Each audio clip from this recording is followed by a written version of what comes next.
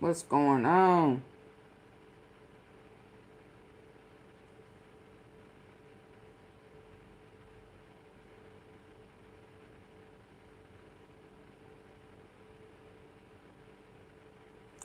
I mean, every time please double tap. Yeah, double tap, double tap. Hey, Janet. I got some in my eye, Janet. I miss this time.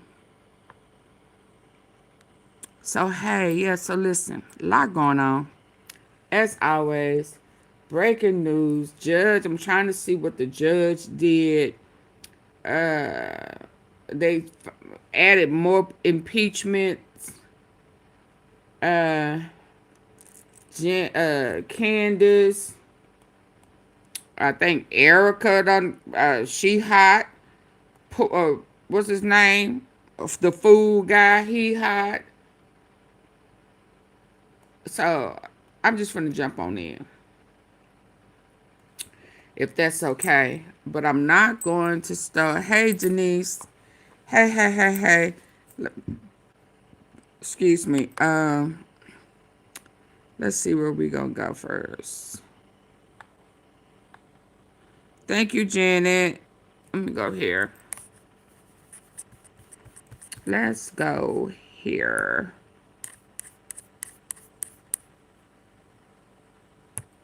Let's try to just not long. I'm trying to hear what these says. The multiple new impeachments against Trump.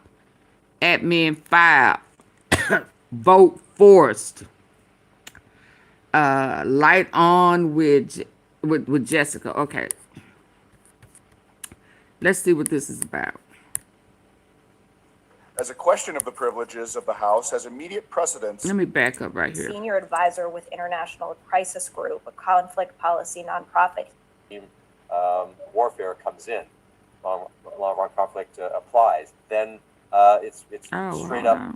You don't kill people who are not. He done stole a Venezuela boat. Hold on. If the Supreme Court or the Congress. Live for you before he joins us. Now, I was also joined earlier by Representative Shri Tanadar, who just yesterday put his own articles of impeachment against Secretary Pete Hegseth on file. These are impeachment articles for murder and conspiracy to murder, which have been for Pete has been the consensus about these extrajudicial killings that are going on the seas. I'm going to play that for you in just a moment. Also, we are joined by retired Navy Commander Phil Eyre, who endorsed the articles of impeachment against Hegseth. Also today, it's not just 2 articles of impeachment. We've got Representative Al Green live for you before he joins us.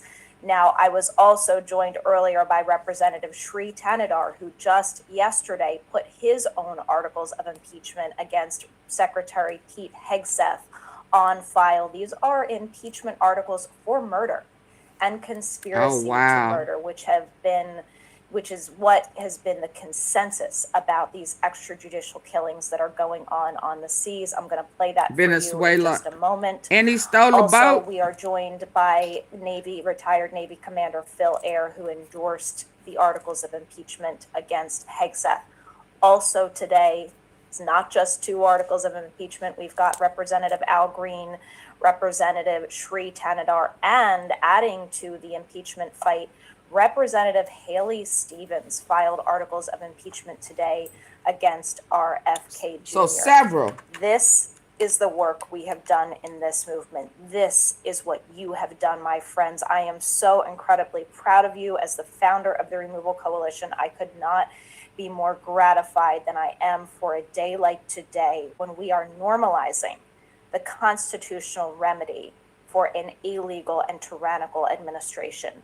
These people must be impeached, convicted, and removed from office. And we are making impeachment great again, the constitutional remedy for what we're dealing with right now. I'm so proud of everyone. Thank you to everyone who has been in this movement with us. Without further ado, because we've got so much great content for you tonight, I'm going to play my interview with Representative Shri Tanadar. In the background, I'm going to be monitoring the floor of the House. So if I see Representative Al Green come up, I'm actually going to pause the interview with Tanadar, bring that in, and then we'll continue it later. Stay tuned for a great, great episode.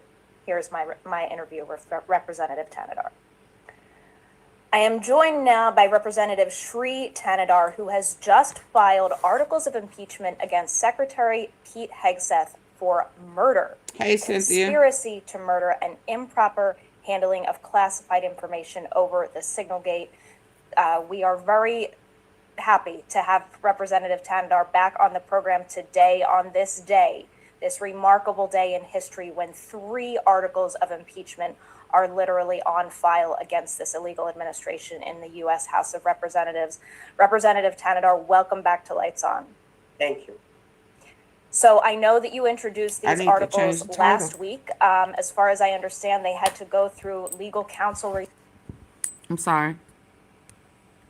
review, and you were able to finally put them on file yesterday. This is House Resolution 935. This is quite bold, yet I believe quite consistent with the consensus of many across the international community and experts on international warfare and rules of engagement, that what is going on with these strikes in the Caribbean amounts to murder. These are not the rules of war. We are not at war, in spite of what is escalating even today. These are outright murders. Can you tell me why you filed these articles of impeachment against Pete Hedgseth? Yeah, look, his military strikes in the Caribbean and Eastern Pacific Ocean rise to the level of murder, which is why my first article charges him with murder and conspiracy to murder. Also, my second article, he put top secret war plans in an unsecured Signal group chat, which included a person who was not part of this government, a journalist. This put the lives of our service members in danger.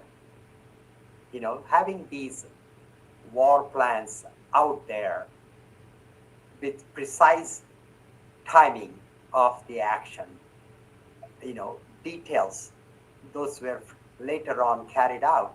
So him sharing such details about the whereabouts of our service personnel, the actions our service personnel are going to take, this information, had it got into the hands of wrong people, with our enemies, these service members could have lost their lives.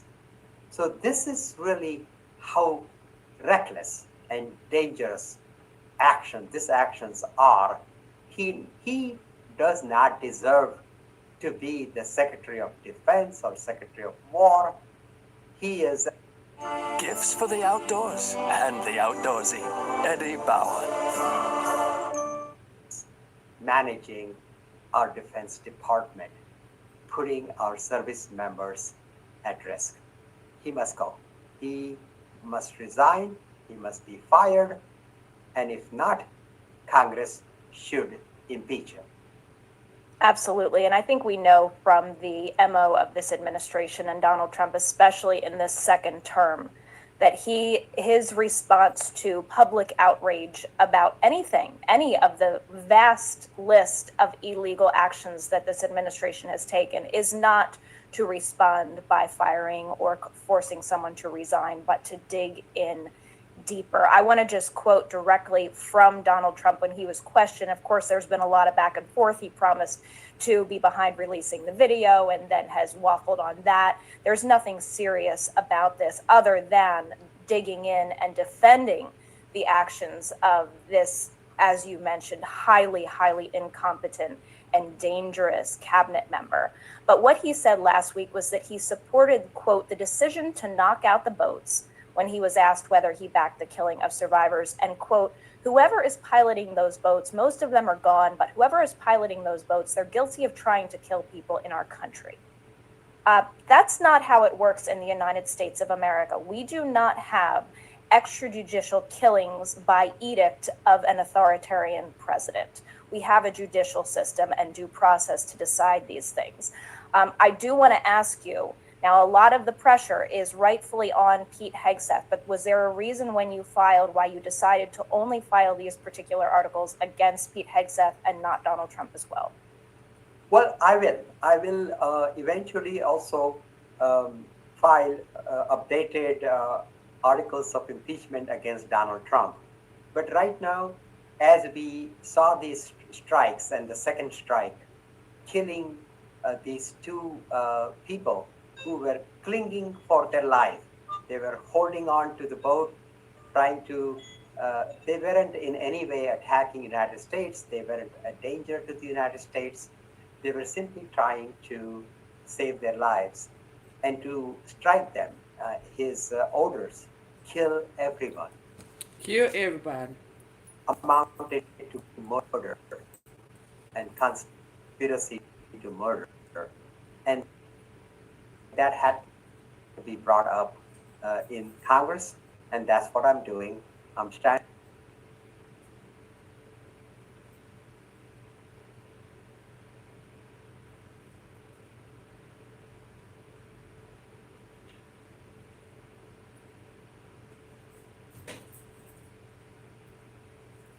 I guess I'm having system issues. I'm not sure what's going on. Okay, well, I want to talk about that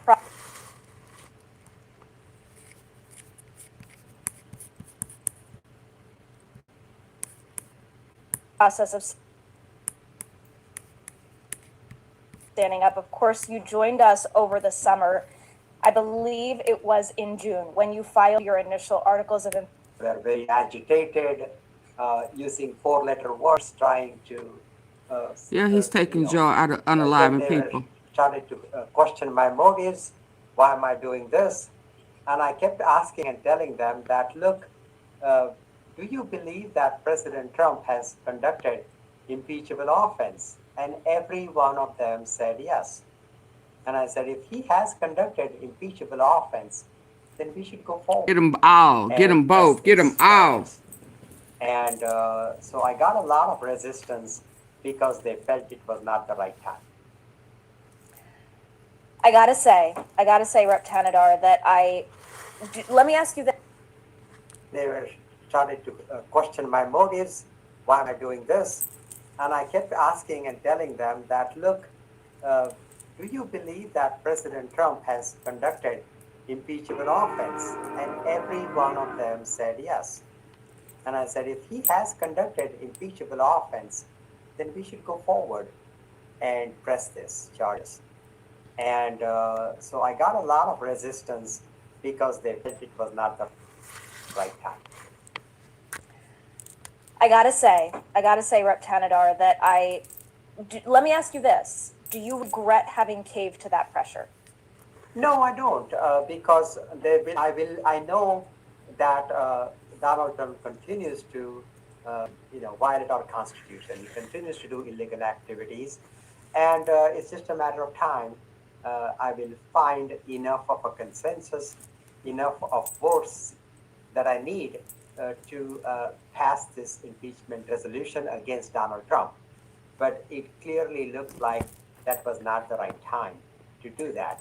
And I wonder because these are such political animals that like to strategize their way out of the most necessary things, and by the way, the most popular things. When I hear people who are in different professions and they see what I see, the plain language, the plain meaning of what happened. We're seeing these articles of impeachment against Secretary Pete Hedgseth. One of them is retired Navy Commander Phil Ayer. He, of course, has been on the program before. He's running for Congress in Florida against a very MAGA No, Republican. they didn't. He put out this statement today. It says, reasonable people can conclude that Secretary of Defense Pete Hedgseth either issued an order or created the command climate that enabled an admiral to issue an order to kill two survivors of a U.S. strike on a small boat in the Caribbean Sea on September 2nd, 2025. Either way, Hedgseth is responsible, and that responsibility exists regardless of whether the strike was lawful. It goes on to say the Article 2 charge is equally clear. The reckless signal gate disclosures and he increase turned the risk around to U.S. and aircrew pardoned operating in hostile airspace and Honduras. violated basic They expectations was of just doing command too much. responsibility. Pete Hegseth should be fired since Donald Trump will not do it. Congress must impeach, convict, and remove. Please join me in welcoming back to the show retired Navy Commander Phil Eyre. Commander Eyre, welcome back to Lights On. Well, thank you, Jessica. And I and my colleagues would want me to say just some technical things here. I'm not a flag officer. Those are okay, reserved I apologize. for admirals and generals. Okay. I do carry around a flag all the time, but it's a different kind of flag. So these are, Representative Tanadar has done the nation a service by pointing out those things which we are all saying when we talk about this issue. I'm calling people constantly, and retired folks in the service, people who are in different professions, and they see what I see, the plain language, the plain meaning of what happened at sea with the second strike. So regardless of whether the first strike was legal or not, and that's a policy call, I happen to believe it is unlawful to treat traditionally law enforcement operation of counter drugs as warfare. But that is what we are doing. We're doing it without the transparency of knowing the legal rationale, because they're keeping it secret. And why would you keep secret constitutional points of constitutional law? Don't understand that. Don't think it exists. Think it's a cover-up. But it was transmitted, and that's what they're operating on. This concept of whether it's an order or a command climate, that's critical. The admiral that has issued that order, Admiral Bradley, the SOCOM commander at the time, either got it through direct oral communication, or he interpreted what needed to be done from his sense of what the command climate of the Secretary of Defense was meant to be. Naval officers and officers in general are trained to take initiative to I ordered achieve it. what the What you boss ordered? I wants saw it. done. I And didn't. that's what we do. It's my opinion that this second strike was, by plain common sense reasoning, unlawful. It was direct contradiction What was of the ordered? law of armed conflict, the law of sea warfare. If you're invoking, if it turns out to be we are in a state of where that legal regime warfare comes in, law of armed conflict applies, then it's straight up. You don't kill people who are not part of the battle anymore. If the Supreme Court or the Congress determines that no, actually this whole operation is unlawful, then the civil penalties kick in. So either way, it's bad news for the United States Navy. It's an abuse of power to put our Navy through that kind of moral injury, because it just strains credulity. It's not credible to say that those people, if the reporting is correct, and damn it, release the tapes, if those people were hanging on after 9 other folks were killed, if they're flipping the boat, if they had a radio, it doesn't matter. There was nobody in. We're looking through a little straw here at the video, but there's no even reporting that there were other boats in the area. We had a duty to rescue those men, not to kill them. Not only did we have a duty to rescue those men, and this is one thing that I feel like has been a little bit lost in this conversation just over the past week, and that is the fact that there's no establishment of war to begin with. We're talking about rules of war for 2 survivors when there is not any indication that the initial strikes were legal. I just want to read from one thing that I read in The Guardian, I believe. This is from Brian Finnecane. He's a senior advisor with International Crisis Group, a conflict policy nonprofit. He said, quote, "The term for premeditated killing outside of armed conflict is murder. And the Trump administration has not established, and this is before these 2 extra killings that we know about, has not established that these strikes are taking place in an armed conflict, nor that the targets would be lawful under the law of war." Why are we only talking about 2 survivors instead of the going on 86, maybe up to 90 or more now people who have been executed extrajudicially on the seas? Well, I think we're talking about both sets, but there are two different legal issues. The one legal issue is the conversion of the counter-drug mission from law enforcement to military, and that is what you just talked about. That, I believe you are correct, that it is not warfare, that it is it's abuse of power. And we do fall into those first strikes, the strikes on the 80 boats or however many it is. I believe that is not sound legally. I'm not currently on active duty. Other people are going to be doing that, but I would just remind the admirals who appeared to have two different opinions. We have, it's astounding that we have two Navy 4-star admirals in the chain of command, different chains of command in that area, apparently coming down on two different sides of that same argument. Admiral Holsey, the commander of the United States Southern Command, is reported to have gone into Pete Hedgseth and said, and argued the case that this is not the right way to do business, and he was told by the secretary, according to reports, to not ask questions. And then 15 minutes later or so, the admiral said, "Nope, can't abide by this. It is not keeping with the integrity of our profession. I resign." No integrity. Put in his retirement papers. Great, good on him. Push back, love it. And he just went to Congress and testified behind closed doors. One of the things I'm very disappointed about is that the chairman of the Joint Chiefs of Staff did not accompany him, as the chairman accompanied the other admiral who was in the chain of command. Left him hanging, the black guy. Okay, everybody. So I just saw Representative Al Green take the floor. I'm going to toggle over to that right now. Okay. And we will get back to Commander Air afterwards.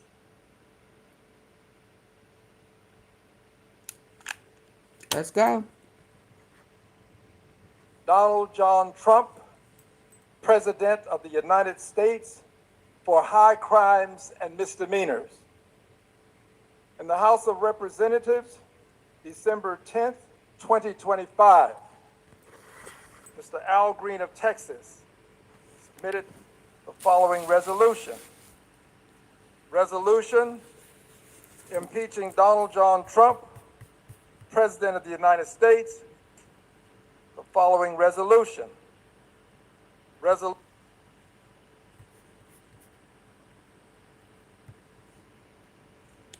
Donald John Trump, President of the United States, for high crimes and misdemeanors. In the House of Representatives, December 10th, 2025, Mr. Al Green of Texas submitted the following resolution. Resolution impeaching Donald John Trump, President of the United States, for high crimes and misdemeanors. Resolved that Donald John Trump, President of the United States, is an abuser of presidential power. Yes, Lord. If left in office, will continue to promote the incitement of violence, engender invidious hate, undermine our democracy, and dissolve our republic. That he is impeached for high crimes and misdemeanors, and that the following articles of impeachment be exhibited. Let's go. To the United States Senate. No drugs whatsoever. Articles of impeachment exhibited by the House of Representatives of the United States of America in the name of itself and of the people of the United States of America. Against Donald John Trump, President of the United States of America, in maintenance and support of his impeachment against him for high crimes and misdemeanors. It's about Article land, 1, abuse trafficking, of presidential power by guns, calling for the execution of members of Congress. in his Have conduct we seen the proof of drugs? of the office of President of the United States, You know they would have showed us. Donald John Trump, in violation of his Hey, hot constitutional oath chocolate. to faithfully execute the office of President of the United States and to do the best of his ability, preserve, protect, and defend the Constitution of the United States. And in violation Which of time, Miss Thomas? Each duty time? to take care that the laws be faithfully executed, has unfaithfully, dangerously, and unconstitutionally abused his official position Then by they should have threatening went through the due process. Democratic lawmakers in Congress with execution. President Trump called for the execution of 6 Democratic lawmakers, Yep. all of whom are currently serving in the U.S. Senate He said or to U.S. hang House of 'em. Representatives, and who previously served in the U.S. military or in U.S. intelligence communities. In response to a short video that they posted on November 18th, 2025,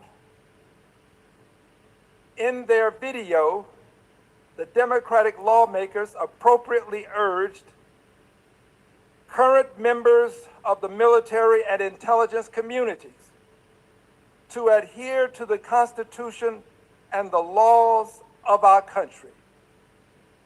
They specifically said, quote, "Like us, you all swore an oath to protect and defend this Constitution.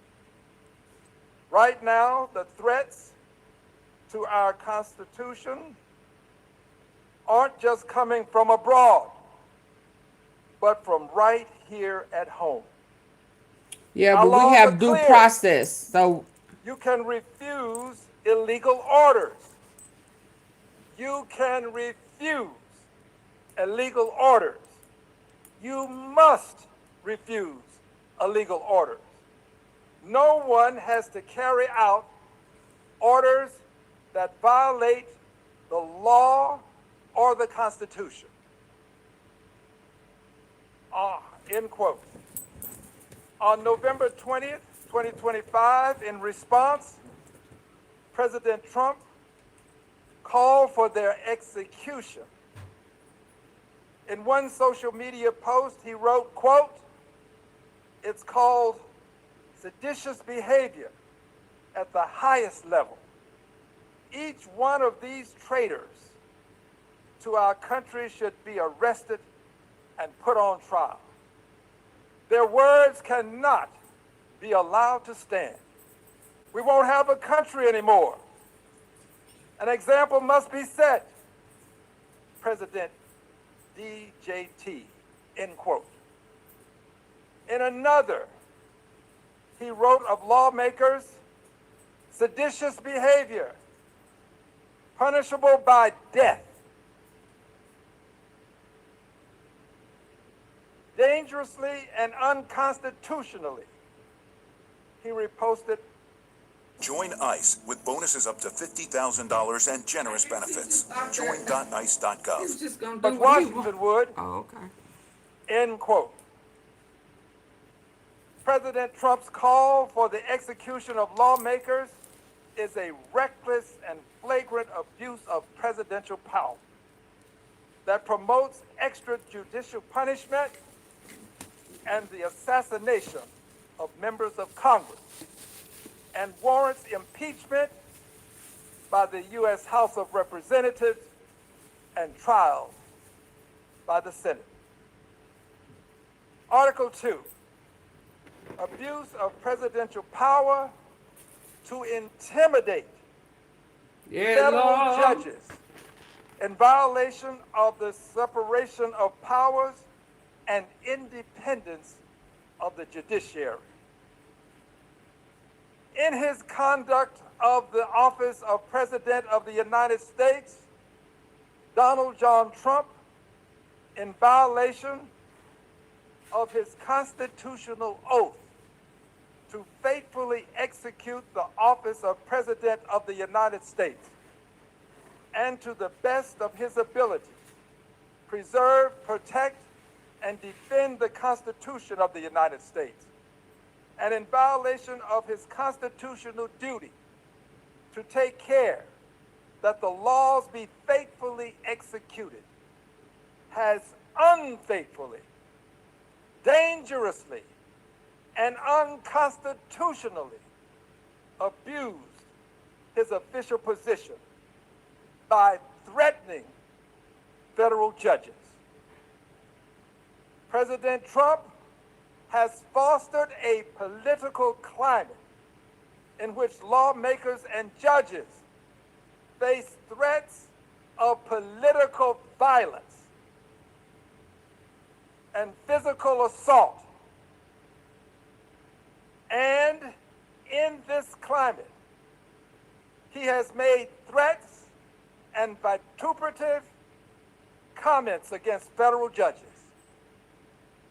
putting at risk their safety and well-being and undermining the independence of our judiciary. Case in point, in response to a federal district court ruling which President Trump disagreed, he posted, quote, "This radical left lunatic of a judge, a troublemaker, an agitator, who was sadly appointed by Barack Hussein Obama, was not elected president. This judge, like many of the crooked judges I am forced to appear before, should be impeached." That ends his quote. Another U.S. District Chief Judge has reported receiving increased numbers of violent threats, particularly after he began hearing arguments in a lawsuit against the Trump administration. In 2025, roughly a third of the federal judiciary has been flooded with threats, with data showing that these threats spike each time Trump uses abusive rhetoric against judges. On May 2nd, 2025, Reuters reported that U.S. Supreme Court Justice Ketanji Brown Jackson addressed President Donald Trump's attacks on the judiciary. The relevant part of this article stated as follows, quote, U.S. Supreme Court Justice Ketanji Brown Jackson said on Thursday, attacks by Republican President Donald Trump and his allies on judges were not random and seemed designed to intimidate the judiciary, end quote. Specifically, the U.S. Supreme Court Justice Jackson remarked that, quote, the attacks are not random. They seem designed to intimidate those of us who serve in this critical capacity, end quote. Justice Jackson added, the threats, quote, the threats and harassment are attacks on our democracy and on our system of government, and they ultimately risk the undermining of our Constitution and rule of law. The judiciary is afforded power over, quote, all cases in law and equity arriving under this Constitution, the laws of the United States, and treaties made, end quote, and, quote, to controversies to which the United States shall be a party, end quote. U.S. Constitution, Article 3, Section 2. Intimidating judges and recklessly calling for the impeachment and removal of judges who disagree with him demonstrate a willingness by Trump to usurp authority afforded by our Constitution to the judiciary and demonstrate a disregard for the Constitution and the careful balance of powers that protects our country from abuses by a single branch. President Trump's threats place the lives of federal judges, court officials, and innocent bystanders at risk, promote the incitement of violence, and undermine our democracy, which cannot survive where President Trump's incendiary comments engender invidious hate and where dissent is punishable by death. In all this, Donald John Trump has acted in a manner contrary to his trust as president and subversive. Did he say Donald, can't government. you see we about to To the impeach great prejudice of the cause of law and justice, reckless. and to the manifest injury of the people of the United States. Wherefore, Thank you for the flowers.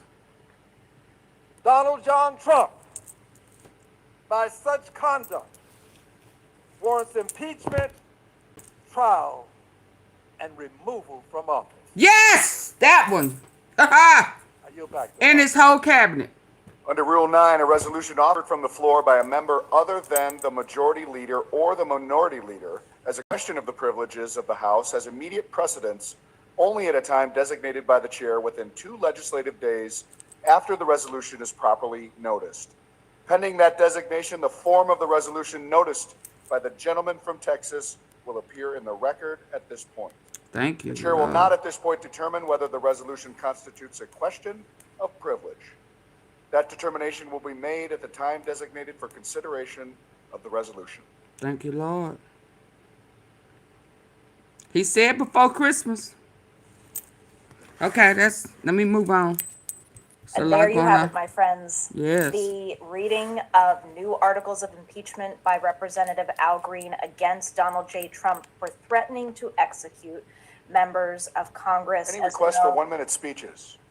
As his threats against judges and the overall incitement of violence and hostility Watch what you that say. he has created with his tyrannical and illegal presidency. I'm so happy to be joined momentarily by someone who has been instrumental as we wait Y'all for get the lights Representative up. Green to leave the floor and come join us.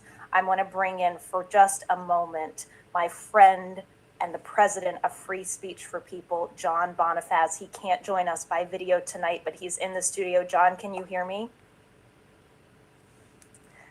Can't hear John.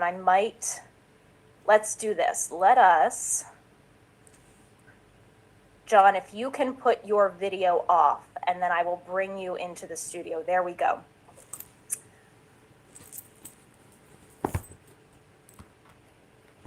So we've got John Bonifaz. John, can you try to talk again and see if we hear you?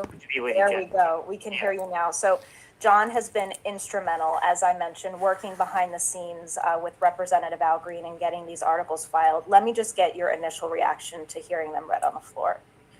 Well, we so appreciate Congressman Green for championing this defense of our republic and our democracy at this critical hour for our nation. He is a true American hero, and we were proud at Free Speech for People to work closely with him on the drafting of these articles. They go straight to the question of high crimes against the state. These are, as he says, abuses of power to threaten to execute members of Congress, Absolutely. to threaten members of the judiciary. These are of the highest crimes that we can think of. And we do, as you know, at impeachtrumpagain.org have 25 distinct grounds for impeaching Donald Trump and removing him from public office. But these are among them, and Congressman Green is to be saluted for having taken to the floor and forcing another floor vote on this critical question. Absolutely. And let's talk about what we just heard from the clerk at the end of that announcement about the privilege of Rule 9. For those joining us who are new to this conversation and don't understand, explain to them just what a powerful privilege that is and what it means for the next 48 hours. Exactly. Well, House Rule 9 is clear that an impeachment resolution is considered to be a privileged resolution, which requires a floor vote in the United States House of Representatives within 2 legislative days of invoking House Rule 9. Any member can invoke it. So when we hear Jeffries or others say there's no way Republicans will allow a floor vote on impeachment, that is clear, straight up disinformation. That is absolutely not true. We know from House Rule 9 that any member can force a floor vote, and we know that Congressman Green has already forced a floor vote in June of this year, at which time 78 of his colleagues joined him in voting to advance articles of impeachment, which those dealt with the illegal and unconstitutional bombing of Iran. So here we are now, again, with Congressman Green defending our republic, invoking House Rule 9, abiding by his own oath that he has taken when he became a member of Congress again, to defend and protect the Constitution. And any member of Congress can do the same thing. We don't need only Al Green to do this. We need other members of Congress to step forward and invoke House Rule 9, introduce their own articles of impeachment. But the test is now clear here for every member of Congress. Which side are they on? Are they on the sidelines in this march to tyranny, or are they on the side of defending our Constitution and our democracy at this critical hour? That will be the test, and the vote will have to happen within 2 legislative days. Yeah, and I'm so glad you made that distinction and called out what is blatant misinformation from anyone who is saying that a majority member or the Republican majority is required to bring this to the floor. As you mentioned, any member can. I pressed Representative Tanadar on this show just in the lead up to this on the articles he filed against Secretary Hedgseth, because we, of course, want to see votes forced on all of these articles, also on the ones filed by Haley Stevens against RFK Jr. today. It's the whole point of this is putting people on the record. Wow. That's how you move things, because then the public RFK is exposed to get the whole what position out. Their representatives are taking, and then can apply the appropriate pressure. And you know what? One thing I have been asking the Remove the Regime and Removal Coalition movement to do, and of course you just mentioned it, which I'm so glad, is to pressure other members of Congress to either file their own articles as well or come on as a co-sponsor. And right now, we've got this precious window in the next 48 hours. Now's your opportunity, folks. History is watching. Get your name on the right side of history. Get it on the right in side. The next 48 hours. And when that vote comes to the floor of the House, we need to see you as a positive vote to advance it. No question about it.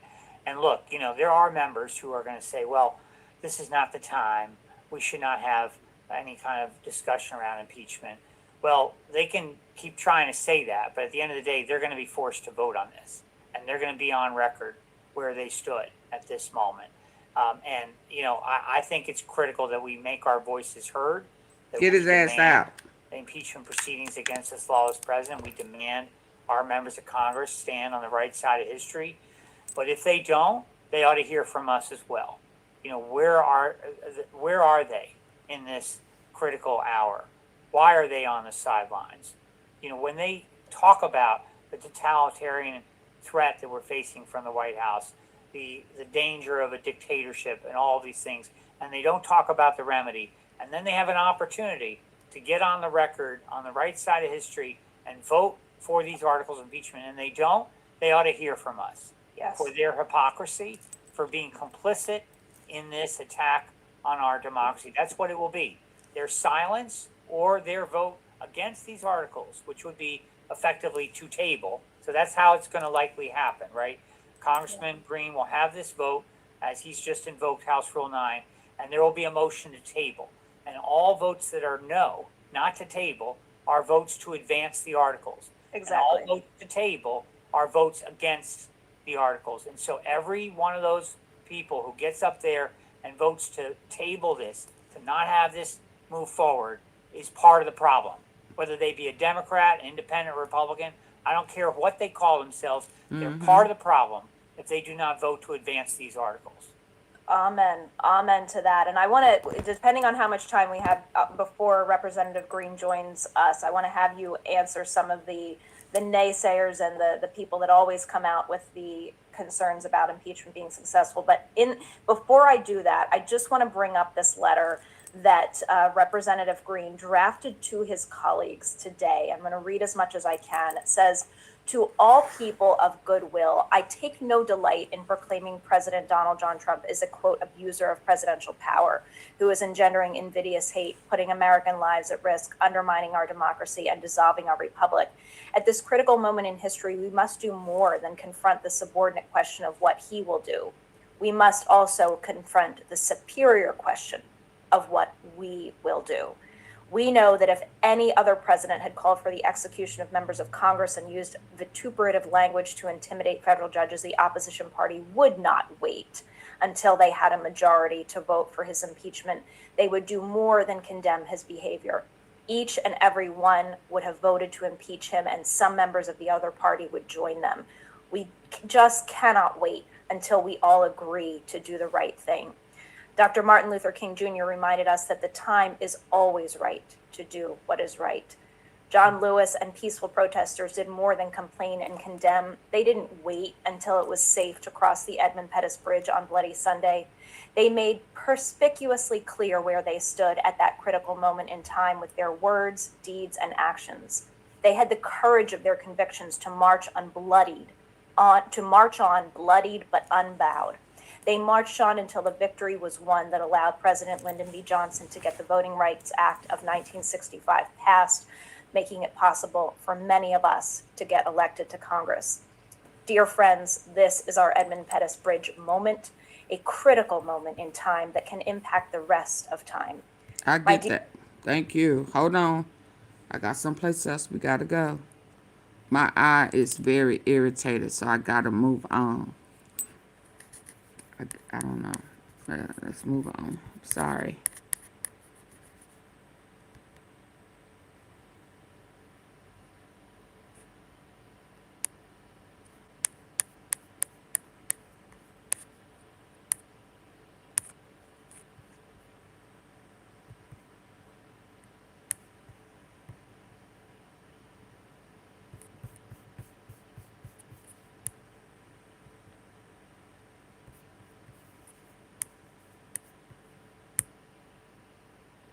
There are moments in our history where we have to stop, look around, and ask ourselves,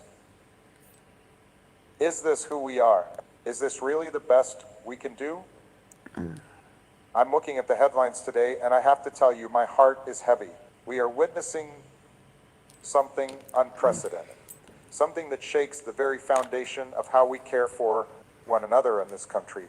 We aren't just talking about political disagreements anymore. We are talking about the basic safety of our families. We are talking about the future of our children. But before I get into the hard truth of what is happening in Washington right now, I need you to do something for me. This conversation we are having. It is vital. It is the only way we keep the light on in these dark times. So please, if you believe in standing up for truth, if you believe in an America that values science and compassion, press that subscribe button right now, become a member of this channel, join this community.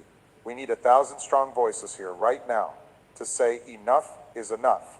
Don't just listen. Be a part of this movement. We need you. Now let's talk about what happened today. My energy bill dropped from $150 to $50 by doing this. My friends laughed at me when I spent $49. It sent shockwaves through the Capitol, and quite frankly, it should send shockwaves through every living room in America. Representative Haley Stevens from Michigan, she stood up, she walked onto the floor of the House, and she did something that is not done. She filed official articles of impeachment against the Secretary of Health and Human Services, Robert F. Kennedy Jr.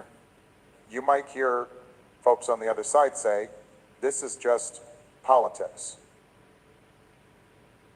They will say it's a stunt, but you have to look at the charges. She isn't impeaching him because they disagree on tax rates. She is charging him with abuse of authority. She is charging him with undermining Obama's public vision. health. Think about those words. Undermining public health. The man charged with protecting your health, protecting your grandmother, protecting your newborn baby, is being accused by lawmakers of actively endangering them. The reports are terrifying. We are hearing about billions of dollars, 9 billion, being slashed from federal research grants. Now, numbers can feel abstract, but let me tell you what that money does. That money funds the research that looks for cures for pediatric cancer. That money funds the scientists trying to understand sudden infant death syndrome, or SIDS. When you cut that funding, you aren't just saving a line item on a budget sheet. You are walking into a hospital room where a mother is holding her sick child, hoping for a miracle, and you are turning off the lights. You are telling that family, sorry, we decided your hope wasn't worth the cost. That is what is happening. That is the reality of this administration's choices. And it is why there is chaos in the Trump White House today. They know that this isn't just a policy shift, it is a moral failure, and the American people are starting to wake up to it. We have to talk about the fear, because that is what I am seeing in the eyes of parents right now. And it is a fear that no mother or father should ever have to feel when you hear that the government is stopping research into childhood cancer. When you hear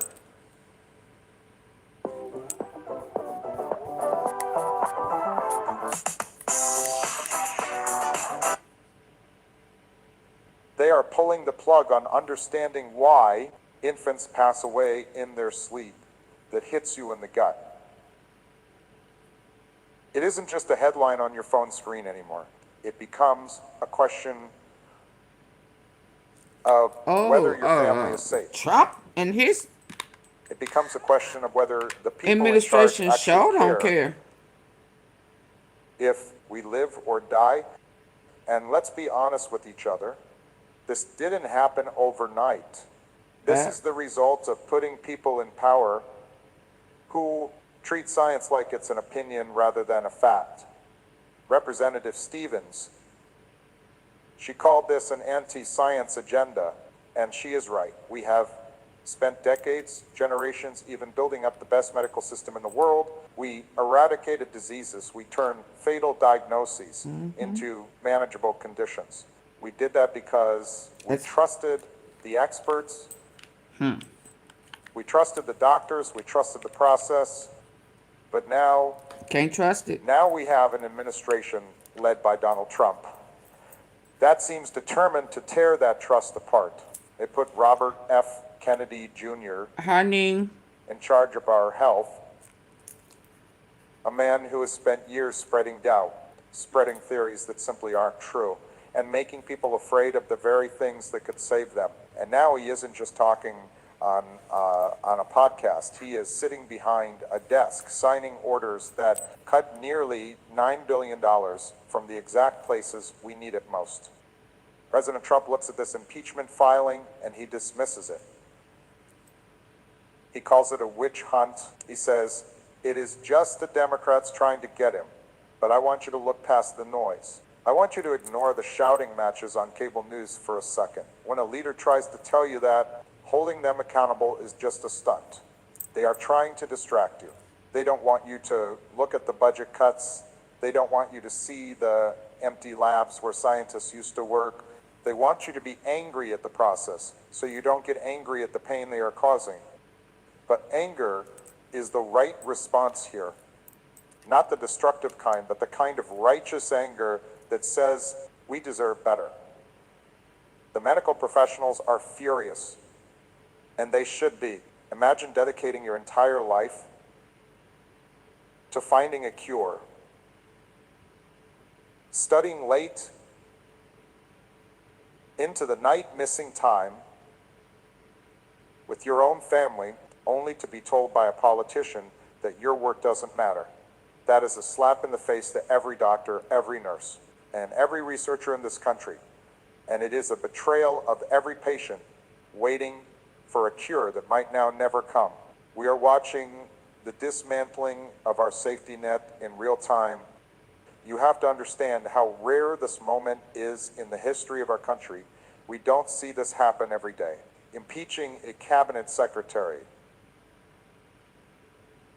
the person running a huge department like Health and Human Services, is a massive step. It is a break glass in case of emergency kind of moment. Usually you give a new administration time.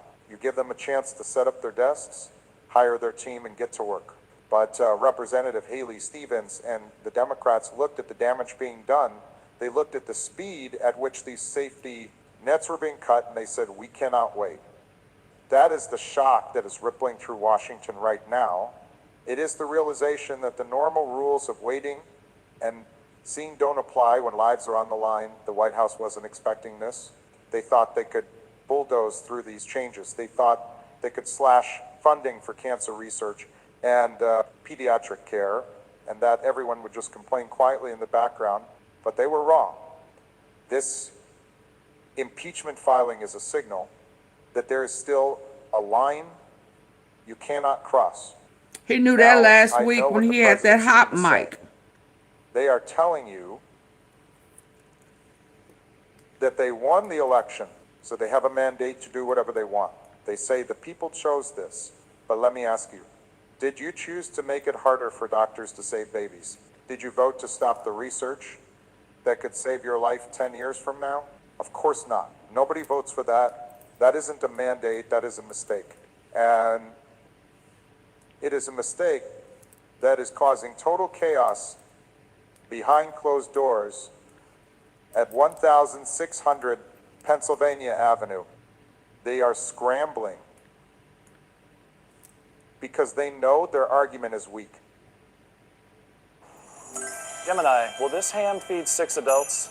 That ham appears Y'all, I to need be for y'all to 8 double pounds, tap the which face should of be your 8 to 10 phone adults. Bring on the and get the lights up, please. They know that if they have to stand up in front of Hey, Congress Mimi. and explain why they took money away from sick children, they will lose that argument every single time. So they attack the messenger, they attack Representative Stevens, they call it a game, but looking at the faces of the families who rely on this medical research, this is anything but a game. We are seeing a clash of two very different visions for America. One vision says that government has a duty to protect its citizens, to use science and resources to make life better. The other vision, the one we are seeing from this administration, I agree, Mimi. seems to believe tearing things down is an achievement regardless of who gets hurt in the wreckage. And when you have Republicans controlling Congress, for a Democrat to stand up and file these articles, it takes guts, it takes courage. It means she knows the odds are stacked against her, but she is doing it anyway because it is the right thing to do. That is the kind of leadership we are missing at the top right now. We are missing leaders who care more about people than they care about power. Let's look closely at the man standing in the center of this storm, Robert F. Kennedy Jr. When a president picks his team, he is telling you what he values. He is telling you what direction he wants to take the country. When President Trump chose Kennedy to run the Department of Health and Human Services, many people were worried. They were worried because for years, Kennedy hasn't been known for building hospitals or funding cures. He has been known for sowing doubt. He has been known for telling people that the science we rely on to keep us safe isn't trustworthy. Now, everyone is entitled to their own opinion. In America, you can say what you want. But when you're given the keys to the most important health agency in the world, you can't run it on rumors. You can't run it on internet theories. You have to run it on facts. You have to run it on evidence. And that is exactly what these articles of impeachment are about. They are saying that he isn't just talking anymore. He is acting on those dangerous beliefs. The charge is abuse of authority. That sounds like legal talk, but let me break it down. It means taking the power that the people gave you and using it to hurt them instead of help them. When you freeze funding for medical research, you are stopping progress in its tracks. Imagine a scientist who is this close to a breakthrough on a new treatment for heart disease. They have been working for years, then suddenly a letter comes from Washington saying, stop. The money is gone. That research doesn't just pause. It dies, the team breaks up. The samples are lost. See what? We lose time that we can never get back. That is what abuse looks like in practice. The stutter. It is reckless. And hesitation is unnatural. It treats our national health like a toy. Black Quest. We know that a lot of them are using AI, but the message comes from him. We're listening to the message. We're not listening to if he's AI or not. Yeah. See, you want us to focus on AI, but is what he's saying true? Is what he is saying true? A lot of them are using AI. Oh, okay. And just because someone doesn't like the rules. And what makes this so painful is that the people making these decisions will be fine. They have the best doctors. I mean, you know, I could use AI and just have a pre-recorded message, right? If I wanted to, I could do that. And it would still be my message.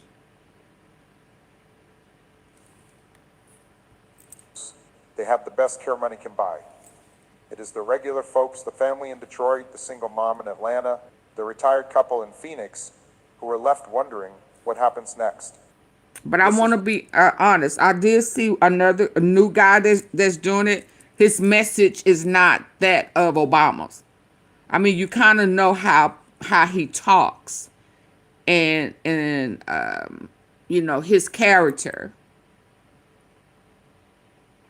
Yes, it's the message that counts. Now, there is another guy that just popped up. It may be a woman, I don't know. But when I listened to it, I knew it wasn't a message from that President Obama would say, if that makes sense.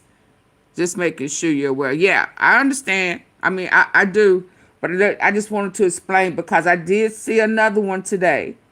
And I did listen, but you could tell that what he was saying would not be articulate. It's just not the way he talks. It's not his verbiage. This is his verbiage. Okay, let me keep going. Oh, let's go, girl. Why Representative Stevens is standing up. She is saying that we cannot normalize this. We cannot act like it is normal to have a health secretary who fights against public health. It is like hiring a fire chief who doesn't believe in water. It doesn't work. Yeah, it's my platform, artist. Artist. Yes, it's my platform. And if you don't like it, get out. Okay? It's my platform. Abso-goddamn-lutely. Get your monkey ass up out of here. How about that? My opinion. I want you out. There you go. It's crazy with y'all. Not you. Who the fuck you think you are? I told y'all I'm not feeling good. Don't try me with that stupid stuff. We are seeing in the administration right now is happening because they know they have gone Mad too far. cause your Agenda that is pickle so eater is extreme, being so out of step with what impeached. Get his Americans ass up need, out of that there. Congress had to step in, and we have to pay attention because if they get away with this, if they survive this impeachment without changing course, they will only go further. Now, I want to talk about the noise coming from the other side. They mad. As soon as Representative Stevens filed these papers, the attack machine turned. On you hear the word stunt thrown around a lot. The president's allies, they're going on TV and saying this is just a partisan political stunt. They're pointing out that Haley Stevens is running for the Senate, trying to say she is only doing this to get her name in the papers. They want you to believe that this is all just a game of chess. Well, he should have been acting right. You are right. just a pawn. But let's stop and think about that for a minute. Let's use some common sense. Does saving funding for pediatric cancer research sound like a stunt to you? Does fighting to keep vaccines available for our children sound like a political game? Disease doesn't care how you voted. SIDS doesn't ask if you're a Democrat or a Republican before it strikes a family. These are tragedies that hit all of us, no matter where we live or what hat we wear. So when they try to dismiss this as politics, between Molly leaving and Mom's osteoporosis, I thought life was going to slow down. Boy, was I wrong. If you have... What they are really saying is that they don't want to talk about the substance. They don't want to defend the indefensible because there is no good defense for cutting the legs out from under our medical researchers. There is no good argument for making our country sicker. So instead, well, stop them from putting shit in our food. They try to make you cynical. They try to make you believe that everyone in Washington is just acting selfishly. So you might as well let the president do what he wants. Stop Bill Gates. Proving them wrong. She knows that with Republicans controlling the Congress, this impeachment has a steep hill to climb. She knows the math is tough, but she did it anyway. That isn't a stunt. That is a statement. It is a statement that says there are things more important than being safe. There are things more important than keeping your head down. Mm-hmm. The White House is treating this like an act of war. President Trump sees every criticism as a personal attack. He thinks this is about him, but that is the problem. It isn't about him. It is about the American people. It's another one too, y'all. The millions of folks Stop Elon Musk. You right, sassy lady. That their government isn't actively trying to make their lives harder. They have an agenda to take us out. When a leader makes everything about themselves, they lose sight of the people they are supposed to serve, and right now, the view from the White House is focused entirely on the mirror. While the country is looking for help, we need leaders who understand that their job is to protect you, not just their own reputation. And not just protect their pockets while they steal from the Treasury. Washington is a town that runs on rhythm. But right now, that rhythm is broken. The White House is in full damage control mode. Instead of working on the economy or fixing roads, they are scrambling. They are pulling staff off of other projects to figure out how to save Robert F. Kennedy Jr.'s job. This is what we mean when we say the administration is in chaos. And I want to be clear about why this matters to you. When the government is chaotic, when it is consumed by scandal and impeachment, it stops working for the people.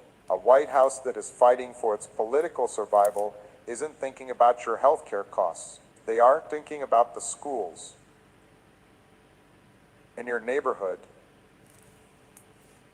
They're only thinking about one thing: how to win the news cycle. They are thinking about how to survive the day. And while they're distracted by their own mess, the real problems facing American families are getting ignored. They're now forced to do something they really didn't want to do. They have to defend these cuts in public. Because of Representative Stevens and this impeachment filing, the administration can just hide these decisions in a thick budget book anymore. They have to stand up in front of cameras, in front of committees, and they have to explain themselves. They have to look into the lens and tell the American people why they believe cutting research into sudden infant death syndrome is a good idea. And that is a debate they cannot win. That is why they are angry. They wanted to do this in the dark. They wanted to strip this funding away quietly while everyone was looking at something else. But the lights have been turned on. And like I've always said, sunlight is the best disinfectant. When you see what is actually happening, when you see the raw details of this agenda, it becomes impossible to defend. So expect the rhetoric to get hotter. Yep. Expect the insults to get louder. Yep. That is the playbook. When you can't argue the facts, you raise your voice, but I want you to stay focused. Don't let the noise distract you from the truth. The truth is that we have a health secretary who is dismantling health protections.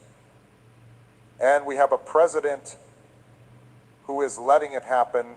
The chaos isn't the fault of the people pointing out the fire. The chaos is the fault of the people who lit the match. We are watching a failure of leadership at the highest level. This is why a convicted felon should not be a president. They are trying to hold it together with duct tape and angry tweets. We know it's AI. Listen, we know it's AI. With this impeachment. Let me say it one more time. We know it's AI. Secretary Kennedy. But listen to the message. Is a symptom of a much deeper problem. We are very smart over here. Expertise. For a long time, America was the envy of the world. Thank you. No one else has to tell us. We sent a man to the moon, not by guessing, but by doing the math.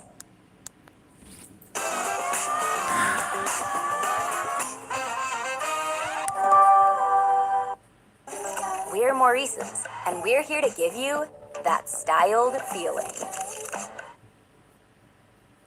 We cure diseases.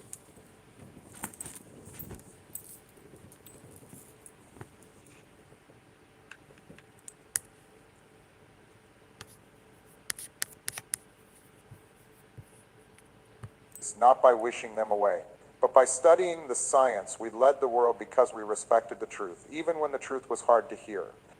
But under President Trump and Robert F. Kennedy Jr., we are seeing a retreat from reason. They are replacing experts with loyalists. They are replacing doctors with podcasters. And the danger is that once you break that foundation, it is very hard to build it back up. Think about the scientists working at the NIH or the CDC right now. These are people who have dedicated their lives to public service. They aren't in it for the money. They can make a lot more in the private sector. They do it because they love their country and they want to help people. Now imagine how they feel. They are watching their boss, the Secretary of Health, try to tear down their work. They are watching their funding get slashed. What happens next? They leave. We call it a brain drain. The smart, experienced people who know how to handle a crisis will walk out the door because they can't do their jobs anymore. And who replaces them? People who will just say yes to the president. People who won't challenge bad ideas. This is what keeps me up at night. It isn't just about the policies of today. It is about who will be there to protect us tomorrow if another pandemic hits or a new health crisis emerges. We need steady hands on the wheel. Most people won't be able to we need people who afford believe in the data. Insurance. We need people who tell the president the truth, not just what he wants to hear. But right now, the Trump administration is purging the truth tellers. This impeachment by Representative Stevens is an attempt to stop that bleeding. It is an attempt to say that competence still matters. You wouldn't get on an airplane if you knew the pilot didn't believe in gravity. So why should we accept a health secretary who doesn't believe in established medical science. It is a question of basic safety. The White House wants you to think this is just a difference of opinion. But there are some things that aren't matters of opinion. Facts are facts, and when our leaders ignore facts, people get hurt. We are watching a systematic dismantling of the guardrails that keep us safe, and we have to be willing to call it out for what it is. A failure of duty. There is a promise we make to our children in this country. It is an unwritten rule, but it is the most important one we have.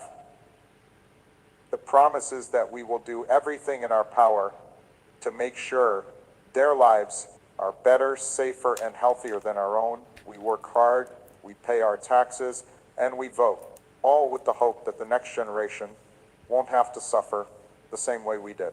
But when I look at what is happening in the White House right now, I feel like we are breaking that promise. When the Trump administration decides to cut funding for pediatric cancer research, they are breaking that promise. When Secretary Kennedy pushes policies that make it harder to get vaccines that have saved millions of lives, he is breaking that promise. They are telling our young people that their safety is less important than a political agenda. And that is a message that is heartbreaking to hear. Think about the parents sitting in a doctor's office today. Maybe they just got bad news. Maybe they are relying on a clinical trial that is funded by the very money this administration just cut. What do we say to them? Do we tell them, sorry, the president wanted to shake things up? Do we tell them the health secretary has a theory, so your funding is gone? That isn't leadership, that is cruelty. It is a cruelty that is wrapped up in fancy speeches about freedom and change. But when you strip it all away, it is just an abandonment of our responsibility to one another. This chaos in the administration, this frantic attempt to defend Kennedy against impeachment, it shows you where their priorities are. They are spending all their energy trying to save one man's job. Imagine if they spent that same energy trying to save it's more than one. The lives of sick children. Imagine it's more than if one. they fought as hard for public health. Oh, hold on before I forget. Hold on. Let's bring this over here right quick. If I missed y'all coming in, I'm sorry. Please double tap the face of your phone. We need to get the likes up. There's 297 people in here, and I only have 57 likes. Totally unacceptable. Double tap the face of your screen. Get the likes up.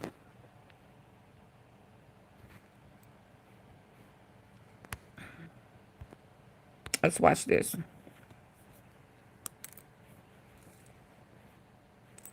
Oh. Schedule, both public and private. And Hold you on. can see how the spoons stick. I'm trying to see this. Well, my son doesn't have the COVID vaccine, but he does have all the vaccines from the vaccination schedule. They put it in him. Both public and private. And you can see how the spoons stick to him all over the lung area. Now we're going to try here. Children are vaccinated in the legs, okay? You can see that the spoon doesn't even try to stick. You are seeing it, okay? Look, it doesn't even try. They stay concentrated. Look, in the lungs. In the lungs. In the Here lungs. you are seeing the shit that they put in them since they are very little. Well, my son doesn't have the COVID vaccine, but he does have all the vaccines from the vaccination schedule, both public and private.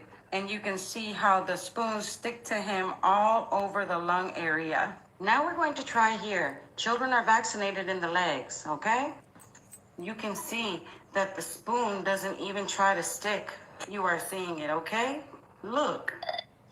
People were selfish not to get the vaccine. Concentrated. Look. Yeah, but they got what they saying that was in it is programmed to shut down your organs in 4 or 5 years. Put in them since they are very little. Why is this happening to this little My son boy? doesn't have the COVID vaccine. That means but he that does whatever have all is the in vaccines from the vaccination schedule. it has metals Public in it and that private. acts like And you can magnets see how the in his spoons lung stick to area. him all over the lung area. Now we're going to try here. Children are vaccinated in the legs, okay? It's only in the You can lung see area. that the spoon doesn't even try to stick.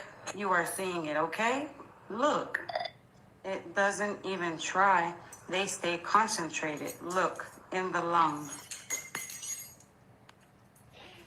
Yeah, it's like there are magnets inside of him. Seeing the shit that they put in them since they are very little. Well, my son doesn't have the COVID vaccine, but he does have all the vaccines from the vaccination schedule, both public and private. And you can see how the spoons stick to him all over the lung area. Now we're going to try here. Children are vaccinated in the legs, okay? You can see that the spoon doesn't even try to stick. You are seeing it, okay? Look. Yeah, so whatever metals is in there in the medicine is sticking to his lungs. Yeah, no. Here you are seeing the shit that they put in them since they are very little. Well, my son doesn't have the COVID vaccine. No. What was this one? Oh, let me do this one while I'm here. You're not going to believe this, but I now have confirmed proof that mist that's being sprayed on your organic fruits and vegetables at Sprouts is not water. It is Produce Max. Let me explain. About a month ago, someone sent me a DM telling me that Sprouts was using Produce Max. But they are injecting now. That's the whole point of what he's talking about, that they are injecting poisons intentionally to make the kids sick. They have diseases that they haven't seen in years that all of a sudden have come back. Have you not been paying attention, Richard? Have you not been paying attention? Their goal is depopulation, and they are putting it in the medicines anyway. The vaccine makeup has changed. Exactly. Yeah, they're tampering with our food and hiding and the spraying medicines. system behind big signs. In case you don't know what Produce Max is, it is a product that's designed to extend the shelf life of your produce. And its main ingredient is chlorine. So I had to see for myself. So I went to my local Sprouts, and there it was. A big sign right above the organic produce, just like she described. Then I called that same store, spoke to the produce manager, and explained to her that I am sure you guys are using Produce Max. She confirmed to me that the fruits and vegetables that are being washed in the back do use Produce Max. Why? But she was not sure what was being misted because the mister is upstairs. Why? So they're not even. So what she's saying is that what you think is organic, they're spraying synthetic poison on the organic food intentionally. Why? Checked, and she then confirmed to me that yes, Produce Max is what is being misted on your organic fruits and vegetables. This is not transparency. This is misleading, and most shoppers have no idea. So if you're buying organic to avoid synthetic chemicals, Yeah, Richard, Ricky, you have no idea, obviously. You're not going to believe this, but I now have confirmed proof that mist that's being sprayed on your organic fruits and vegetables. So not only are they not being transparent, we still paying more money for organic, and they are messing with it. Telling me that Sprouts was using Produce Max on their organic fruits and vegetables and hiding the spraying system behind big signs. In case you don't know what Produce Max is, You wash with apple cider vinegar or regular vinegar. to extend the shelf life of your produce. And its main ingredient is chlorine. So I had to see for myself. So I went to my local Sprouts, and there it was. A big sign right above the organic produce, just like she described. Then I called that same store, spoke to the produce manager, and explained to her that I am sure you guys are using Produce Max. She confirmed to me that the fruits and vegetables that are being washed in the back do use Produce Max, but she was not sure what was being misted because the mister is upstairs. So she went and she checked, and she then confirmed to me that yes, Produce Max is what is being misted on your organic fruits and vegetables. This is not transparency. So dirty dog shame. This is misleading, and most shoppers have no idea. So if you're buying organic to avoid synthetic chemicals, preservatives, or unnecessary treatments, this matters. You're not going to believe this, but I know. Okay, let's get back over here. While he's talking about harming the kids. Fight for their own political survival. We would be living in a very different country, but instead we are watching a White House that is at war with itself and at war with the truth. They are banking on you getting tired. They are banking on you tuning out. They hope that if they create enough noise, if they create enough scandal, you will just shrug your shoulders and look away. But we cannot look away. The stakes are too high. We are talking about the basic machinery that keeps our society functioning. You can't fix a broken healthcare system by breaking it further. You can't make America healthy again by ignoring the doctors. Representative. My energy bill dropped from $150 to $50 by doing this. My friends laughed at me when I spent $49 on a power saver device that could cut my energy bill in half. Understands this. That is why she took this step. She is trying to hold the line. She is saying that there are some things that are sacred. Trump and the health of our Kennedy children got impeached today. Is one of them. And even though the road ahead is The hard, articles. even though the politics are messy, the fact that she stood up gives me hope. It reminds me that there are still people in Washington who remember that promise we made to the next generation. And it is up to us to stand with them. We have to demand better because our kids are watching and they are counting on us to get this right. When we look back at this moment in history, I don't think we are going to remember the tweets. I don't think we are going to remember the insults that are flying back and forth in Washington right now. What we are going to remember is the silence in the research labs that have been shut down, the silence in the hallways of our health agencies where dedicated experts used to work, and the silence of a White House that refuses to admit it has made a terrible mistake. This impeachment process against Secretary Kennedy has exposed something very ugly at the heart of the Trump administration. It has exposed a total unwillingness to admit when they are wrong. Instead of looking at the outcry from parents, instead of listening to the warnings from doctors, they are digging in their heels. They're doubling down. They're telling you that up is down and black is white. They want you to believe that cutting money for life-saving medicine is actually a form of reform. But you know better. The American people are smart. You know that you cannot improve a house by burning it down. And that is what is happening to our public health system. It is being burned down piece by piece in the name of a political ideology that values loyalty over life. Representative Stevens is trying to grab the fire extinguisher. She is trying to put out the flames before the whole house comes down. The chaos we are seeing isn't just bureaucratic, it is moral.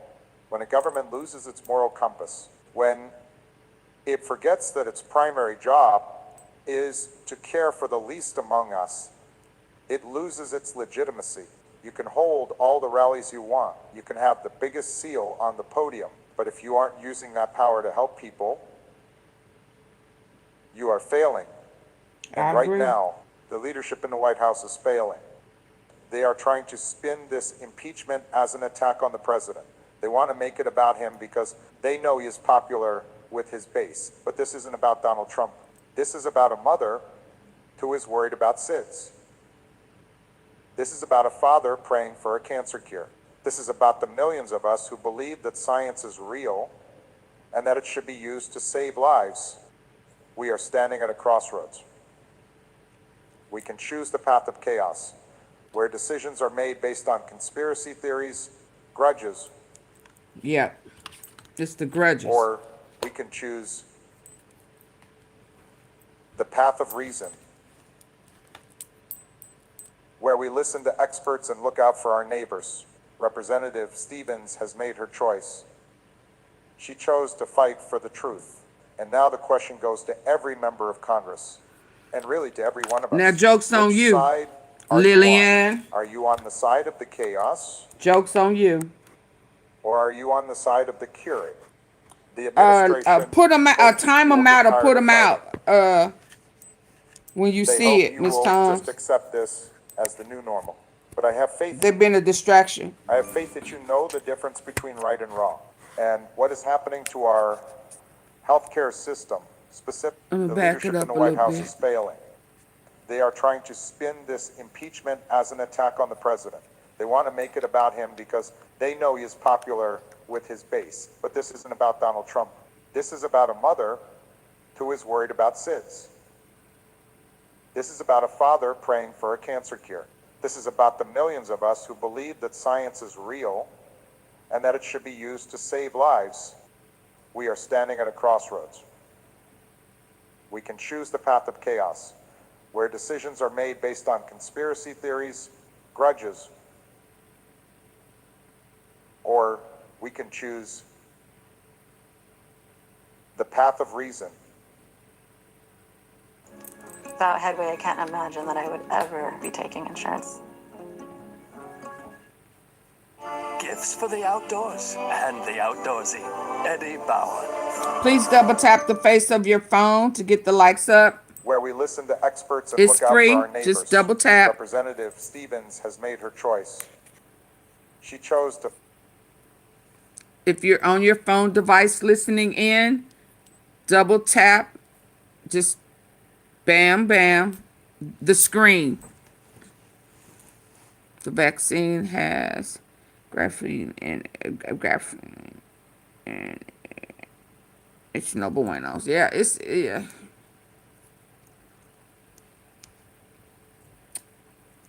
Double tap the face of your screen, please.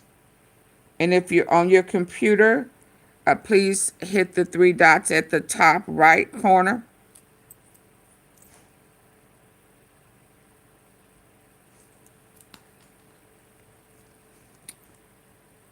To get to the like button.